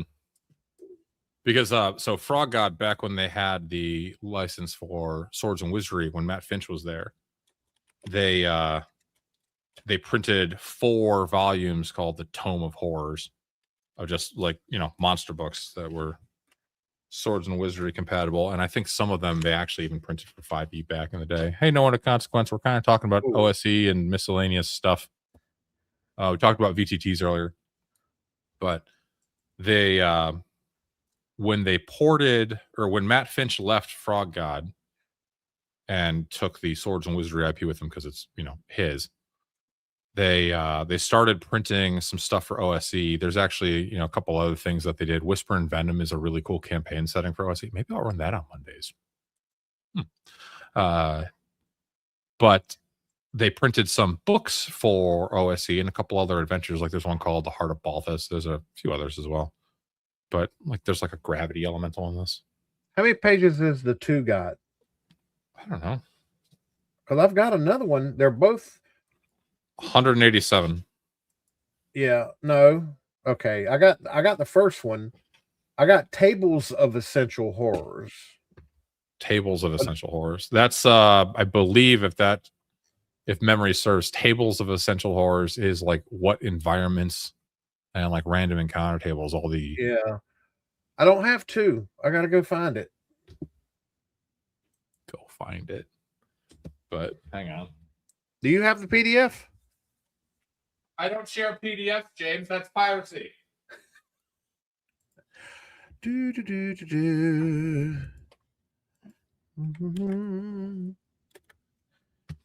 At least we can get off the stream before you go steal. So Oh, they're no, based no, we'd never do that. off of a lot of the monsters in these. These are the Swords and Wizardry versions. Tome of Horrors Complete is 1 through 3, as evidenced by the 1, 2, and 3 symbols on the cover. Let me see. Hold on. Also, if I got side them. note, this is like a 1,000-page glue-bound book. So What are those, Swords and Wizardry? This is Swords and Wizardry. And they're Which, called by the way, you can use these in OSE straight up. Tome of Horrors. That's 4. But Yeah, Tome I've of already Essential been- Horrors are 1 and 2 are the OSE ones. So Yeah. I have the first one. I don't have the second one. Let me see something though. based. Let's see here. Is this what is So this? yeah, so Buster, these are just monster books. It's not an adventure module. It's just. Let me see them books 100. again. The last ones. Tomb of Horrors. I'm trying to see who has You keep hitting it with your flubbery cheek, buddy. the Tomb. Tome. Oh, Tome. No wonder. Tome. Okay, carry on. Yeah, I'll find them tomorrow. I'll look them up. Yes, my 1,000 pages glue-bound book is still together. You say there's 2 of them, right? There are 4 tomes of horrors by Frog God. Jesus. I'll look them up. Okay, I also exaggerated. It's like 700 pages, but still, it is Jeez. glue-bound. I baby it.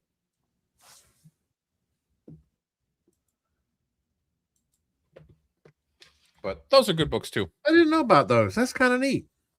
Don't let Angelo near that No, book, Dan. don't let him near that book. No, none of my books get Angelo. I baby my books. I love my books. God, that really James hurt. is hungry for the Tome of Essential Horrors too. And yes, thank you, Tora. I am an Oh upstanding. yeah, I man. mean, I'm all about excess monsters and stuff. Shit, yeah, I'm all about that. But yeah, monster books are some of my favorite books. yes, I love reading on monster books, Yeah. like the compendiums for first and second edition AD&D. God, those were so much fun reading. I Yeah. enjoyed those. Which the compendiums came in big ass notebooks. Yep, for 2E. I remember that.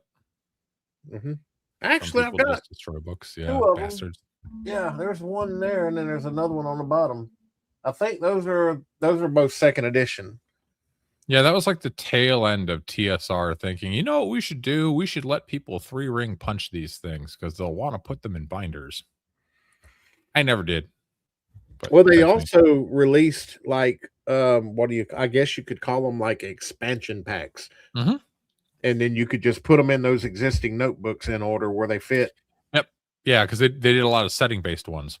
Yeah. I remember the Planescape ones. I remember the Dark Sun ones. They done them Forgotten Realms and Greyhawk and Dragonlance, all of them. Yeah. Yep.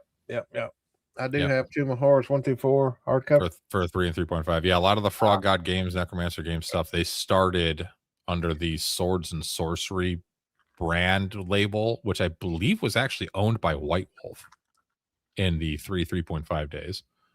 And then, they branched out, formed Necromancer games, eventually became Frog God games, and they were combined into the same company. And then they had Swords and Wizardry for a while, and then Matt Finch left, and then eventually the other partners left, and now they have the Necromancer's game, which is an OD&D clone with Bill Webb's house rules in it, which is actually pretty fun to read. And I think all the new stuff they're going to be printing is going to be printed for the Necromancer's game, which basically means it's OSR, so you can use it with Swords and Wizardry, OSE, whatever. Yep. And then a 5e version as well. I know they just kickstarted a 5e Psionics book. I was kind of actually bummed that they didn't have a Necromancer's game version of it, because I kind of have this weird thing about collecting different Psionics books, and they all kind of, are subpar. I agree with the Pluribus. I like a lot of their content.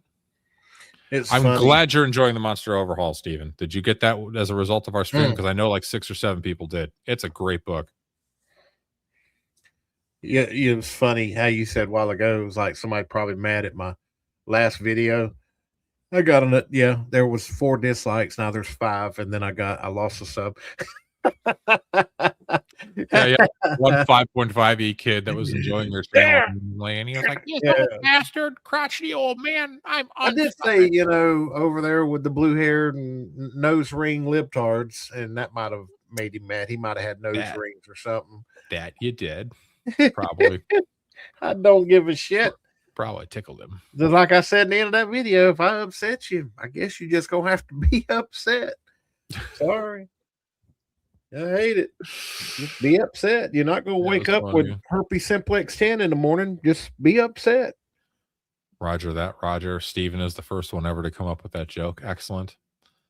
Have you tried Dungeon Crawl Classics, James? I have not. Well, how do you know he's not talking to you? Well, he's on your channel. He's not in my chat. He's in your chat. But he's talking to us. Well, okay. Yes, I have tried Dungeon Crawl Classics. Roger, actually, in the chat, really likes Dungeon Crawl Classics. He's a funnel enjoyer. Dirty heathen. I see no one of consequence. I like Dungeon Crawl Classics well enough. I don't like how Dungeon Crawl Classics magic system works, because it slows the game down to a crawl when people start rolling whatever spell they're casting, and have to flip to it in the book and look at the table to find which of the 40 freaking options of the tier of spell they got. That's just slow. Yeah. Been procrastinating my prep, so I'll be dipping now, but gonna make sure to drop likes and leave streams up on both channels. Thank you, iRoll. Yeah, don't forget. Underwear Cult for life. Hit the like button, folks. No. Wear shorts. It's okay. You monsters. I wear boxers. They can pass as shorts. No, so my Mark phone the doesn't Shark is die. going to enjoy an adult beverage. So Chad is probably something he shouldn't be on. Right I on. met Mark the Shark in North Texas briefly. He's a cool dude. Let's see here. Trying to keep TSR up was with. horrible with finances. Yeah. Oh, hey, no one of consequences on. Wait, what was that? Back it up. TSR was what? Horrible with finances and bad decisions. Yes, they were. I agree, but I mean, I'm still a TSR guy though. But I do agree. I agree. I mean, the TSR era was the high point of my gaming. But I do agree. And back then, we really didn't know the dynamics of what was going on inside TSR because we were all young. We was just like, oh, a new video. I mean, a new module. Yay. Yeah. So we didn't really, I mean, now we can look back at it after the fact, but during the TSR era, we thought it was the greatest thing ever. Yeah. I mean, I was like 10, 11, 12 when I was playing and buying all that stuff. Like with lawnmower money, I wasn't paying attention to the finances of the company. I was already chasing women and shit. And yeah, how'd that work out for you? I ended up catching one and divorced her 13 years later. Oh, okay, cool. Well, my 14th wedding anniversary is September 22nd. So look at you, get it, boy. Hashtag winning. Don't even bother looking at these dislikes. Get to work to find them. But I hate spell tables. Yeah, that it's so slow. But I will say, and this is kind of a Bob World Builder thing, but I agree with it. The DCC spells themselves are kind of fun as like one-off scrolls in other games. So, Steve Kennedy confirming it was because of that stream. Well, I'm sorry I spent your money, but I'm glad you spent it on something really cool. Yeah, wearing boxers at home takes at least 15 points off your. Oh well, yeah. I agree. Yeah, there was the whole thing with TSR is there was so much infighting. Everybody was just trying to get just fighting amongst each other over just stupid shit. Everybody wanted to be in charge, and they had so many chiefs and not enough Indians. And in the end, you can't say that anymore, James. Now it's too many chiefs and not enough indigenous peoples of color. There was not enough indigenous people of color. I'm kidding. And then WotC rolled in and just got rid of all the white people. And anyway, bad. Thank you, J Bash. I agree. Funnels are dumb. Roger. Great stuff from DCD. Better than never could run as is spell tables funnels. No thanks. Yeah. Wait, Buster, stop it with the boxer talk. I'm having flashbacks of my buddy's dad coming in boxers, sitting down, and letting the mouse out of the house. I remember. Oh no, I can't. I'm not going to bring that one up on stream. Never mind. No, I had a funny boxer short, a boxer's thing happened to me. Anyway, let's see here. Too many Chiefs and not enough Redskins. Now that's I heard they're trying to bring the Redskins back as a football team. I had heard that. I heard Commanders that. is a stupid name. And it is funny, even though it's been several years, every now and again, one of the announcers will slip and say Redskins. Since we're winding down, 15 minutes left, what do y'all think? Have any of y'all been keeping up with the WNBA stuff with the two NBA pro players saying we identify as women and we're gonna I did see that, and that was funny as hell. They're trolling and the WNBA had a committee meeting and ended with no decision. They can't figure out what a woman is. This is so fun. I've never wanted anything to happen more in my life than I want with those two dudes from the NBA. I want them to get into the WNBA draft. And I don't even watch basketball, but I would watch that. Can you imagine if them two dudes, funny as hell? Can you imagine if them two dudes got drafted and because it works really well, the pluribus. The thing is, they've already got one person that I don't even know what this is, but she's supposed to be a cis female, whatever cis means. So they're already. That means regular. Or no, maybe it's not a cis. What is that? The abbreviations to where they can change genders if they want to. Maybe that's what it was. Retarded? Yeah, well, yeah, but I just got an abbreviation. Oh, got a super chat. Fuck them. I look forward to hitting 30, Sam. My wife is a wonderful person. I got very, very lucky and definitely outkicked my coverage because I look funny. That, Rob. Thank you, man. He's a hottie. And I agree. F them. But yeah, I'm watching that shit close. I want 2027. I hope they get into the draft and get picked up. Can you just, I mean, I wonder if they'll wear their wigs while they're on the court. You see them? They had wigs on. Shit was so funny. Oh my God. Yeah, I don't follow like current event anything because the world has gone mad with bullshit. And But for the that's most part, funny. like real actual people that are not terminally online aren't into all that shit. It's just Twitter idiots. But Well, see, the reason that they're so confused and they don't know how to answer that, the WNBA, is because if they refuse to let them get into the draft, they can turn around and sue the WNBA back into the Stone Age. Money. The WNBA has no money. It's financed entirely by the NBA because the fucking WNBA is like a lost leader in sports because no one watches it. Gender fluid and I don't know what none of this ridiculousness. I don't know. I'm focusing on the wholesome chat comments about the guys that have been married for a long time. All right, no more because I don't give a shit about James and his WNBA weird. I don't even fetish. watch. I have never watched I don't like basketball of any kind. I don't play basketball. I grew up in the suburbs of Chicago in the 80s and 90s. I experienced peak basketball. Sith female. Yeah. In 91, 92, 93, and then 95, 96, and 97. Basketball has been downhill since that. That was the apex right here. It's Michael Jordan. Yeah. The goatest goat to ever goat. The whole league wears wigs and I remember they went through that stage where people were throwing dildos onto the court. Remember that? Did you see that? I didn't remember seeing about that. Which is they were throwing big old honking dildos about yay big, just slinging them on the court. It was so funny. I love watching silliness like that. That shit was so funny. Take it easy, big Roger. ass dildos out. Yeah, the dildo talk scared off Roger. Yeah, anyway, so oh boys, back to tranny talk with Grandpa. What the hell? This is what you do. You get just this little tiny tidbit of like the woke culture war bullshit, and then you can't let it go. Oh God, maybe I don't lose any subs over this. Who cares? I don't. I mean, I don't really pay attention to it, to be honest. But yeah, we're still waiting on the OSE core books. I don't know what they're dragging their feet about. But we will be pumping out videos within a few hours of getting these PDFs when they send them out. We'll do a long video where we touch on hot topics for each core book. And I guess we'll do the same with the Grimoire if they release it, if they send it out with the OSC books. So we'll be doing videos on that. And then we're going to break the books down by sections and do short, like 10 or 15 minute videos, breaking down each section, looking at each one more, closely.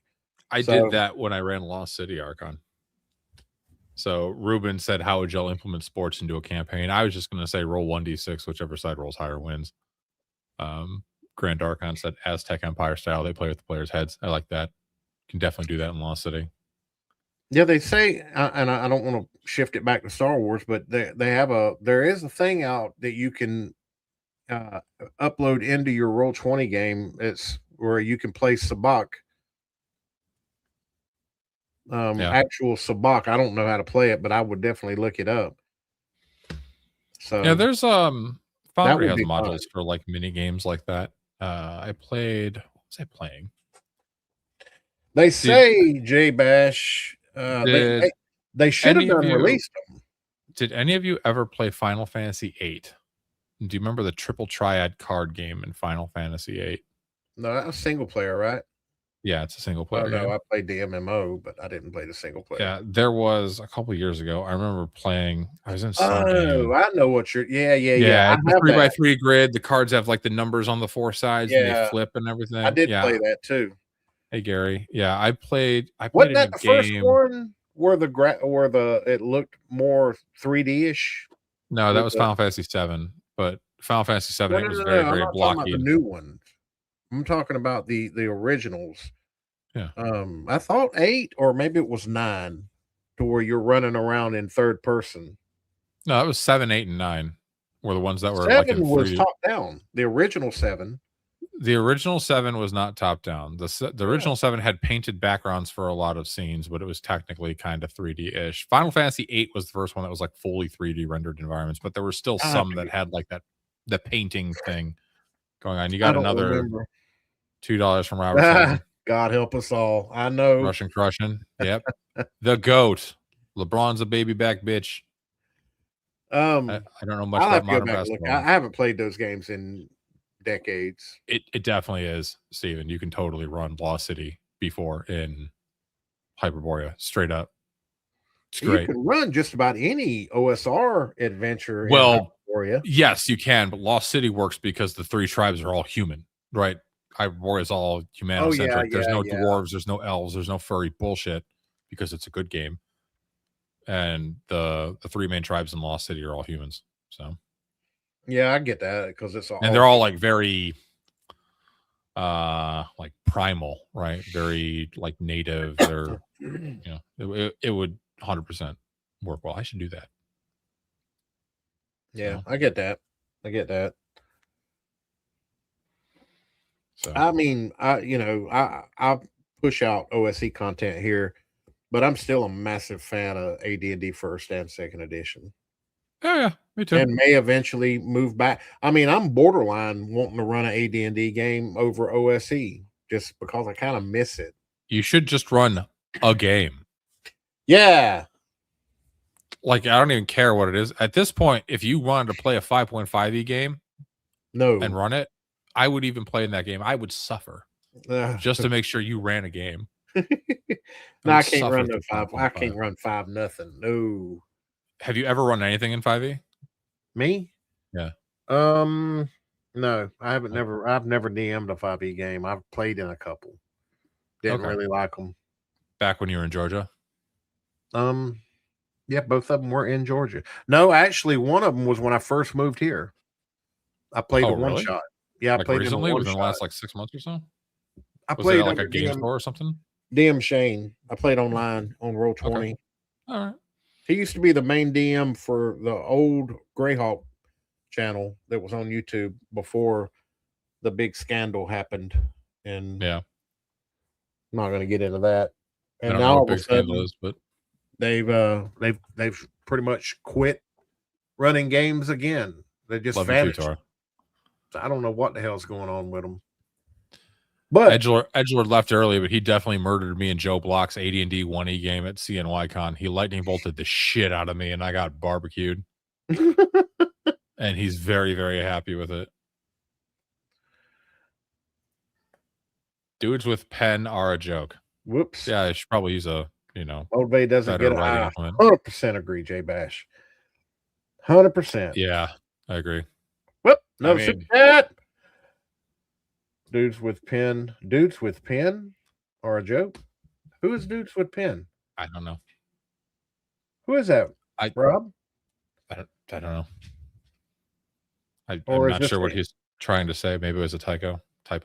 Don't donate again. Just type it in chat and explain what you mean there, dudes with pen. Huge Moldvay fan. I agree. Oh, God, yes. I mean, run wild beyond the witchlight. Nose rings for all. No. If I played 5. What did he say? I'm afraid if I played 5.5, I would YOLO it.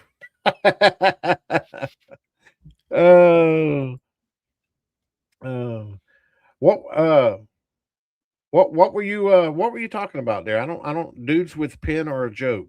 I don't know what that means, my brother. I don't know. Please tell us what that means before we call it a night. I am unsure what he means.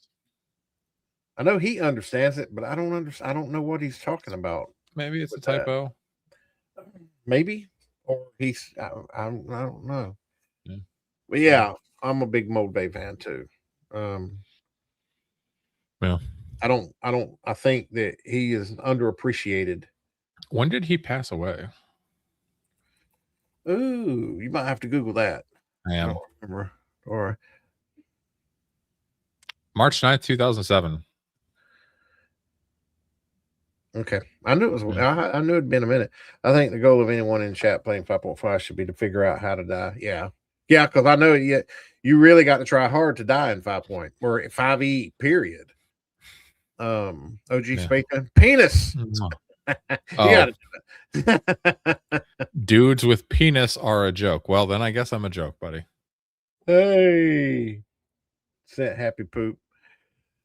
10 jewels. Thank you, God. I still don't know what these jewels are, but I appreciate it. It's on the YouTube mobile app. I think it's like their version of Twitch bits, like a microcurrency that people can throw around. Gay. You have a penis. All right. Hang on. No, I have my other sign. Remember this one? Yeah. Don't turn this shit gay. Oh yeah. What was I talking about? I don't remember, but I have it. It's the other side of the Hyperborea sign. We were talking about something. I was like, don't turn this shit gay, but I don't remember what we was talking about. I don't remember either. I just wrote it down because it was funny. What we got here? Beckme and Rules Compendium might be the best. I really like the Rules Compendium. There's a lot of really great stuff in there. I just hate the triple column layout. I want someone. I'm not a fan of Beck. I mean, I like Beckme, but I didn't use 60% of it. So I've never had any kind of, connection with Beckme. I didn't even use all of Beck, about half of the companion. So we used I to kill gods. So, but what I really want, so this is like a fan-made creation. This is the basic expert omnibus, right? Printed on Lulu. You can find it online. It's just it's BX, but it was just the PDF was completely redone with modern fonts and modern kerning and modern spacing. That was just how they printed it, all right? Well, he basically just rewrote the PDFs in like modern layout software with better fonts and everything. It was by James Bobb. But what I would love for someone to do this with this. Yeah. Because like the 3-column layout, sorry, man, that ain't my jam. The fact that you have to search the filigree on every single page for every single page number drives me nuts. Isn't Rules Compendium basically BECM? It's Beckham. It's Beckham. There's no I. Yeah, there's no I in it. Yeah. Yeah. So it goes to level 36. Hold the damn phone. Yeah. Good God, John. Stop it, y'all. Thanks for the great discussion, guys. Congratulations. It's like 20 cents US dollars. Okay. All right. Thank you, Mary. I mean, I appreciate that one. I appreciate it. Thank you. Of course, it's going back to you guys. So, $2. Fuck the left. Yeah, fuck the left. See what we've done. See what we've done. And since we started talking shit about the left, our viewers has went up. I came here to hang out and talk about RPG. Damn it. Here we go. Dudes with pen are a joke. I don't know what that is. Okay, James, I'm going to explain this for you very easily, okay? I want you to focus. I'm old, y'all. So he said pen was penis. I think he's trying to say ladies with pen are a joke. Oh. It's just sad. I will wouldn't translate. say it's a joke. I would just say it's embarrassing. Rubens Baricello, comment of the night. Comment of the night. Yep. Especially Grandpa's reaction. But no, I agree with Sam Fudd. I really love Beckme. It's funny because like when I first started playing, we played with Beckme Redbox for like one summer, me and my buddy Pat. And then his older brother was running a 1E game and got that into we got into that, started playing that, but then and we played like 1E, 2E, like this weird hodgepodge game, like everybody did. All right, with a lot of you got another one from John D. Y'all, look, y'all. I love you guys. y'all got to stop these big donations like this. Please. We got to stop these big ones. I agree with Robert. I do too. Thank you, John. I But- appreciate y'all. You guys are fucking badass. I mean, Yes. Rule look Cyclopedia here. is great. I mean, don't get me wrong. I'm happy that we're getting all the super chats, because the sooner we get to that payout of $100, the sooner I'm gonna put in orders for OST books to give back. Agile. Crapping on Canadian dollars. Yeah. Another 1441. But my wife has a lot of handbags and shoes. My wife has a lot of books. So. Oh, you got a reader? Oh yeah, yeah, Does and she it's like reading? all. What? Go ahead. You don't like reading D&D books? No, she reads. You've never had her in a game? I've tried. She doesn't really care for it. I gotta try again. Don't give up. Well, the problem was I tried getting her in a game that was on Roll20, and she hated the VTT, and she was like, "This is stupid. I don't want to be sitting at a computer, and this is boring. I'm leaving." So I can see that. I can see that. But yeah. So, but anyway, as I was saying, I want someone somewhere to take the content from this and its abysmal PDFs and give it this love, because this is amazing. And Lulu did that, right? Yeah, and it was only like $16. Yeah. On the premium coated paper. It's all smooth. I actually looked on Lulu about printing out some stuff. I may end up doing my BX books. Yeah. Yeah. I might. That would be kind of neat having them in hardback, just for, putting them on the shelf. Well, yeah. I mean, it's totally, I'm sure, super duper illegal or something, but printing stuff on Lulu is fun. I hate gaming. John Day. Yeah, my ex didn't, and none of my kids. My son, I almost had him, but then he backed out of our Dragonlance campaign. He was going to play a dwarf fighter. So, and this is Agile. That's basic, right? This is just BX. It's called the BX Omnibus. So someone took the PDFs from BX and just extracted all the text and put them in like modern layout software. Yes, I did not know that. It's all of BX. Yeah, it's all. Wow. It's modern text, modern layout, actual page numbers. Because remember, in BX, it was like B22 and B21. So it's like sequential. The information was organized to be better for one book. But that's some serious flexing shit there. But the funny part is, if someone did it with Rule Cyclopedia, you could take the same order of the information and it would be totally fine. All you got to do is make right. It's a shitload of work. Is make it a 2-column layout, make the font bigger, and get rid of the stupid filigree and the trade dress that makes it impossible to read the page numbers. Yeah. But yeah. So hey there, Ultra. That's my rant. Hey, Ultra, how's it going, Hunter? We're going a little over tonight. You caught us at the very end. Well, we can keep going until we either get bored or the viewers start dropping off, or my wife says, "Dan, come cook dinner."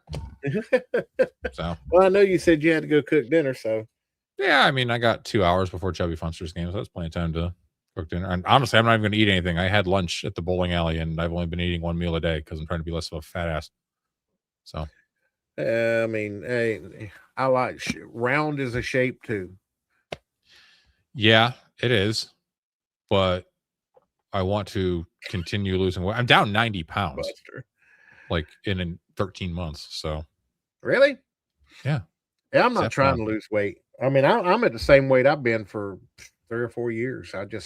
I'm at my happy medium here. Not much. I was watching another show and had to run an errand before my game at 7. Yeah, 7's my start time. What's your game at 7, Hunter? Yeah. Is it some story gamer powered by apocalypse bullshit? Love you.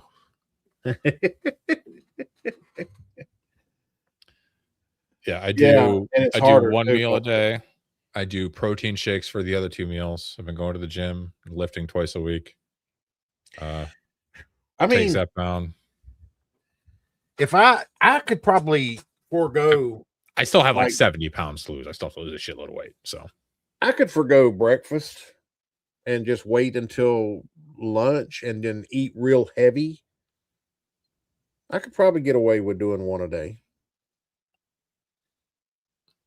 But I mean, it would have to be a big meal. okay, the 5e Avatar RPG. Well, I hope you have fun, Hunter. Are you running it or are you playing it? Or are you a player? Or are you soloing? Yeah. Dr. Doom agrees. Yeah, the omnibus is like, this book is so good. Honestly, if you have this, you don't need OSE Classic at all. This is great. And you know what? It's a reasonable size. I mean, I like it. You can read it. It's beautiful. It's got the beautiful glossy covers. It was funny. I actually took the PDFs and I got a quote on Mixam to print like a sewn binding version of it. But if you want to print just one, it's like $2,000. So obviously I didn't do that, but I was curious. Omnibus is so awesome. Yeah, that's this. That's the BX Omnibus. Yeah. There's not an actual PDF that combines them, is there? Well, this isn't piracy because someone made it. Please hold. Oh, I didn't know they did. Okay. No, I was actually asking if that existed because I'd never seen it before. Oh, fair enough. There you go. Ta-da! The PDF fairy has delivered. There it is. So, oh, nice. You can find it if you just search BX Omnibus. Those are the files that actually print on Lulu. So is that exactly BX, or did they add more stuff? No, it is exactly BX. It's just better formatted. It's better. It's modern formatting, modern layout, and they changed the ordering so it makes logical sense. Okay, I like that. No. I'll look at it. It's fantastic, and like I said, I would love for someone to do that with the Rules Cyclopedia. If I knew how to do layout software and I was retired and I won that Powerball $1 billion lottery this week, then I would totally do that. That would be my retirement project. I mean, you could do it at Lulu, right? The printing isn't the hard part. You can set up a book print on Lulu in like 5 minutes. It's the actual layout of the information into like an Affinity Publisher or Adobe InDesign to actually format it into like a PDF that you can print. Okay. Yeah, Steven, you can't, it's not for sale on Lulu. You have to find the files and create it on Lulu as like your own personal project. Oh. So I'm definitely going to look into that though, for sure. Yeah. Definitely going to look into that. But if you just search BX Omnibus PDF, it pops right up. I think it's a Reddit post from like 3 or 4 years ago. But yeah, exactly. Change the Rules Cyclopedia to 2 columns instead of 3 columns so you can use a real font. Yeah. I want to see how they printed it. Yes. This was $17. Oh, hardcover, right. 80 weight paper. James isn't wearing pants, so now I'm left alone. It's like I'm on a stream with Jeff. Hey now. Outside to smoke. But I mean, it is like it's a case bound hardcover, right? So, you know, it's a glue binding. You know, it's not going to be like fancy and sewn and all that. But I've printed out a fair number of things on Lulu, and I've had better luck with Lulu hardcovers than I have with drive-through hardcovers. I have a lot of drive-through hardcovers that are like permanently creased. Thank you, Robert.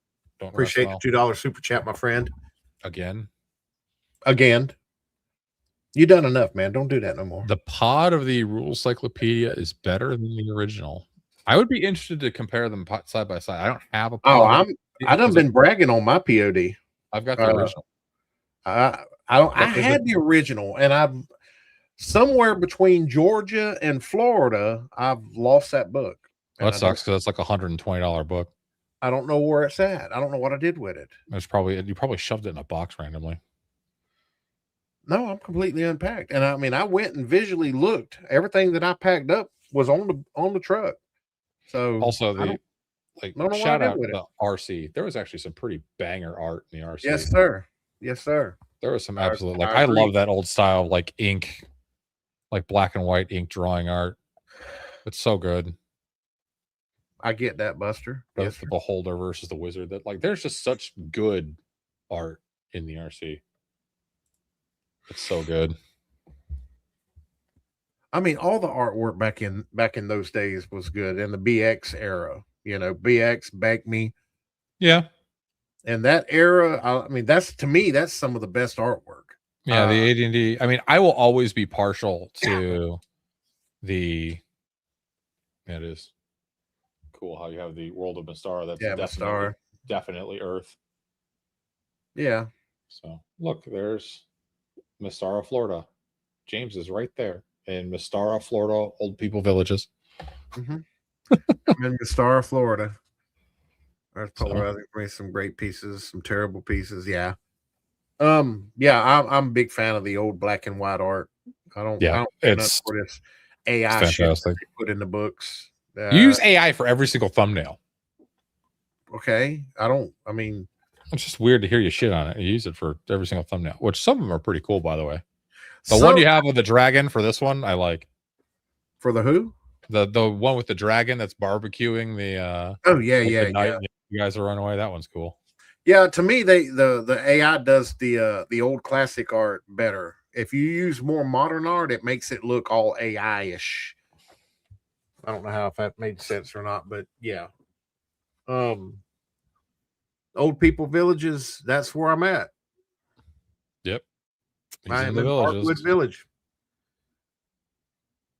And I'm one of the in this community, I'm one of the youngest people in this community. It's 55 and older. Most people in this community are like 70-ish, 75. You know what you need to do? You need to find a bunch of people in the villages that will play D&D with you and start a live stream game. I have, because I've been listen to me now. We've talked about this. I'm trying to figure out a way how I can do it to where I'm going to get a lot of damn satanic panic from the older folks here. I really believe I will if I start opening. So. And I don't want to alienate myself. I got to live with these people. We got a devil worshiper right there at the entrance to the. No, you got to start a live stream game for the old people in the villages because I think it would be hilarious. And you could call it critical condition roll because you're all old. I've got an idea. If I can ever get motivated, I was going to grab my laptop and wear my D&D shirt down and just go down and be working on my D&D game on the laptop and just chilling, and see if we get anybody. Part of the reason I bought all these cheap ass shirts on Amazon is just because like occasionally you'll be like, oh, I used to play D&D, and the hope is I can find enough people I'll be like, oh, you guys want to play like AD&D 1E or shit, I'd even run RC because RC is good. You can call it the Village Idiots. Yeah, Village Idiots.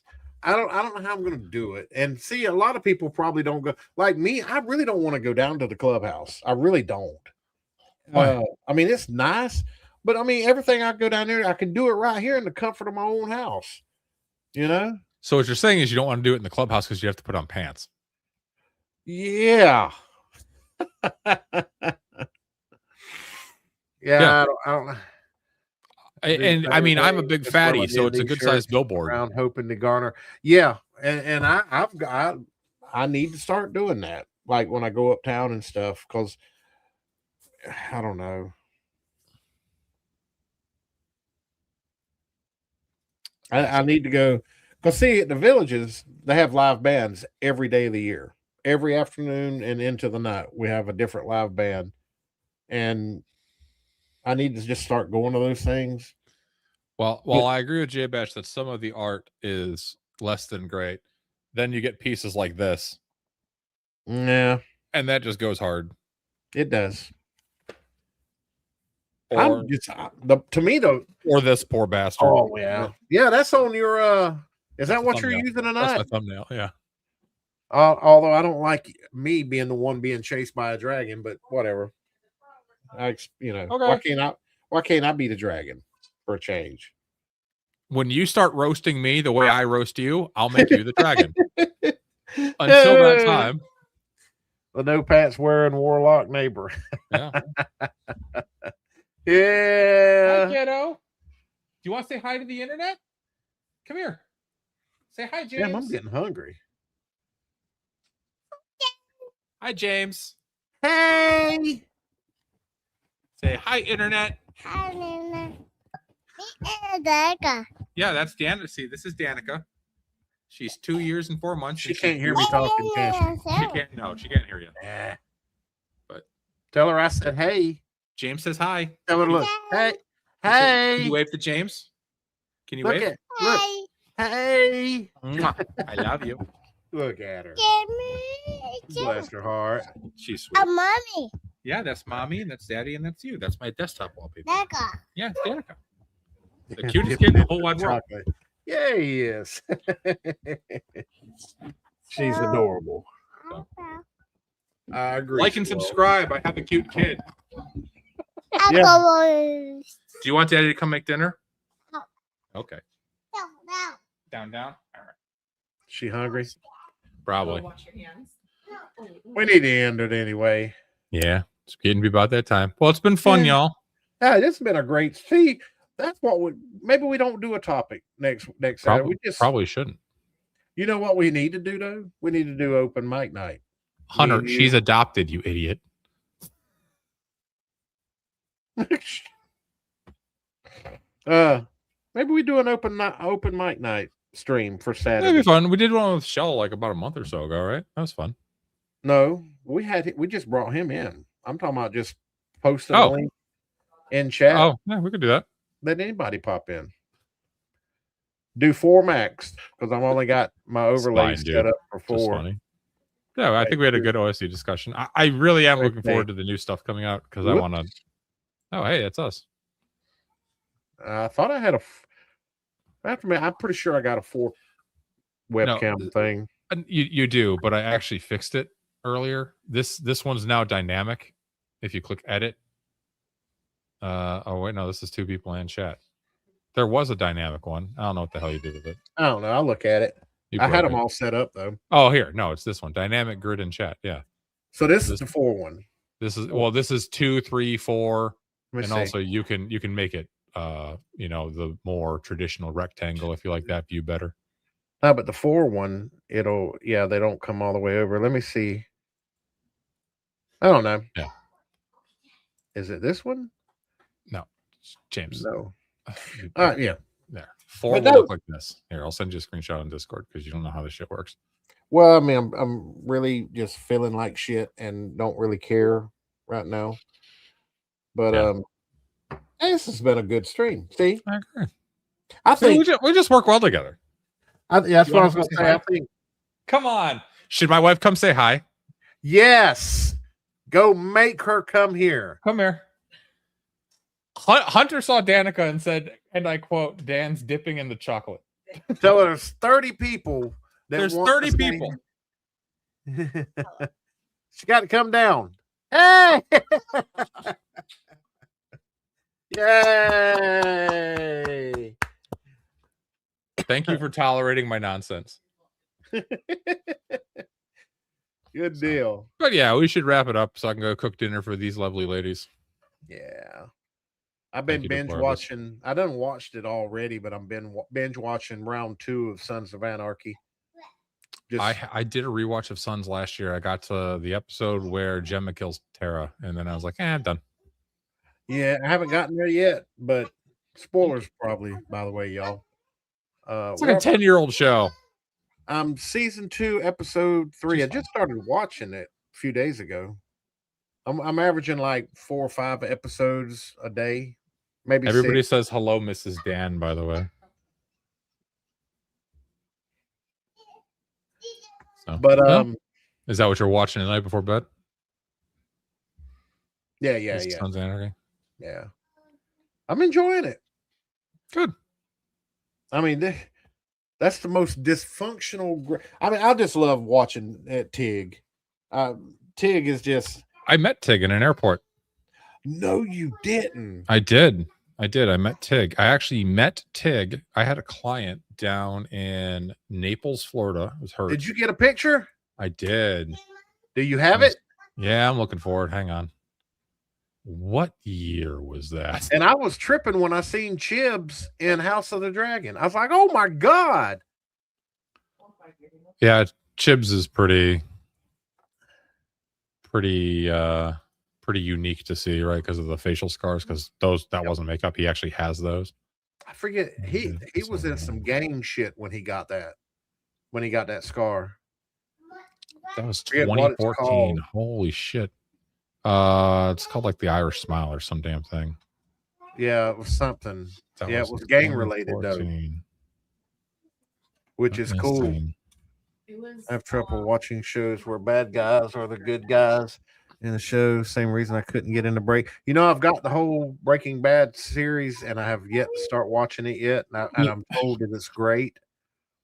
You know, everybody said Breaking Bad was the best TV show ever, and I just don't see it. I was not very impressed with Breaking Bad. She's fine. Really? Yeah. What was that? Share screen, window. Damn it. That show. All right, I'm gonna say there's me and Tig. Look at Tig. Look at you. How old were you there? That was 2014, so that was 12 years ago. So I was 30. Look at maybe you. 31. And Tig, I'll be down. That's awesome. All right, chat. I need y'all's help on this one. I can't remember. I think it had 5 seasons, and somebody's going to know this because this is a fantastic show. And it was about this dude, and he was money laundering, and they had to move to this place that was the name of this show, and it had this little hillbilly redneck woman in it. That her name was R, and she cussed every third word. Ozark. Yeah, and they had never saw it. Holy crap. Chat, back me up. Fantastic series. Oh my. Never saw it. Yeah, they're all saying Ozark. That. Ozark. Yes, thank you, chat. Have you ever watched Justified? No, but Justified is fantastic. I've downloaded that whole, or I've acquired that whole series. But there's a Justified City or something. Another City Primeval. Yeah, it came out a couple years ago. It's okay, but Justified is amazing. And the nice thing about Justified, like, so I saw in chat Buster mentioned he has trouble watching shows where the bad guys are the good guys. I get that. Justified is not that. Justified, Raylan Givens is a bona fide, if slightly flawed and sometimes impatient hero. But Justified is fantastic. You should definitely watch it. And the best part is you won't need a translator because they all talk like you. See, this is why I'm the dragon. This is why I'm the dragon and you're the knight running away getting his ass roasted. What'd you say? My mom messaged me. I said, this is why I'm the dragon. I said, you can understand. Justified will be good because they all sound like you. You won't need a translator because it's all in like Southern Kentucky. Okay. So, yeah. As long as there ain't no damn subtitles. I miss half the damn show reading subtitles. Turn them off. But then if it's in a foreign language, then you don't know what the hell they're saying. This is Kentucky. It might as well be a foreign language, but no, it's in English. Hey. I used to live in Kentucky a long time ago. Watch your mouth. I like Kentucky. That's where all the bourbon comes from. Have a good evening. All right, Jay. Good night, Jay Bash. Yeah, we're wrapping up here, buddy. We're wrapping up too. This has been a real. I see, guys, and I'm gonna start. I want to start doing some middle of the week streams. Like I'm seeing some like Richard. I think he does a morning show Tuesdays, Thursdays. There's a couple of OSR creators that are. Yeah, Angelo does like a lunch stream from like I did from one 2 to 3 stream. your team, 2 to 3 your time. Yeah, I want to do some early stuff too. Yeah. So you know somebody that has not been on here today with this stream, Shellback. He was here. Was he? Yeah. Shellback was the one that mentioned his wife is 4'8". Okay. But it's also Sunday morning in Japan. He's probably headed to mass. This is true. This is true. Folks, this has been a blast. Thank you all. Thank you guys. All the super chats. You guys are awesome. I can't wait till we hit that cap where YouTube pays us out where we can start doing the giveaway. I really want to do the new OSE books giveaway. Oh, with the Canada bucks, you might be getting closer. You got a pretty good number today. Yeah, but I hate talking about it because I don't know. I don't want Condor DM. He's still about the money. No, I'm not. Ignore that idiot. He's mentally ill. Hey, it ain't got a. I ain't taking a dime of it. It's going right back into giveaway. You don't got just say it's fine. Who cares a shit about Condor? He's a moron. Man, fuck Condor. Little faggot. Oh Jesus! I mean, he is. I hope you enjoyed being monetized. Hey, fuck him. I need a swear button for you. Ah, shit. Hey, we just had to end on a bang. And how? Yeah, fuck that little nerd. Oh my god. Shit. I wonder. I mean, every now and then I'll swing by his channel and say, "Let's see how many videos." James, no, just don't. Hey, just don't. We're wrapping up. Indulge me for 2 minutes. That's what she said. I agree, Russian. Walton Goggins is a badass, and Boyd Crowder is an amazing villain. No, we ain't gonna do it, Buster. We ain't gonna do it. So we should wrap up, James. Yep, I'm getting. I want to go get me a bite to eat, and I know I shouldn't be eating this late at night because I'm already fat. But yeah, I'll look at those DMs in the morning when I get back home, and I do want to do. I think I want to do the BX thing. I love that book. That book looks really, really cool. I'll walk you through it on Lulu. It's fine. And it would look good on the shelf behind me. Yeah. So, folks,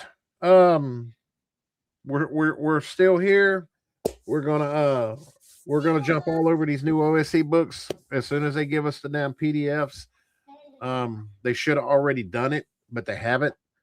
But me and Dan standing by, and we're gonna start pumping out a bunch of videos on that. And if you haven't liked this stream, like Dan's stream over at Arbiter's Archive, y'all give him some love. We're trying to get his subs up, and I think people are enjoying the toddler walking around in the background. So have a good day, y'all. Thanks for hanging out. I'm gonna go stop my child before she ruins my Arduino maps. Appreciate y'all. We'll see you guys in the next one. Have a great day. Bye, everyone.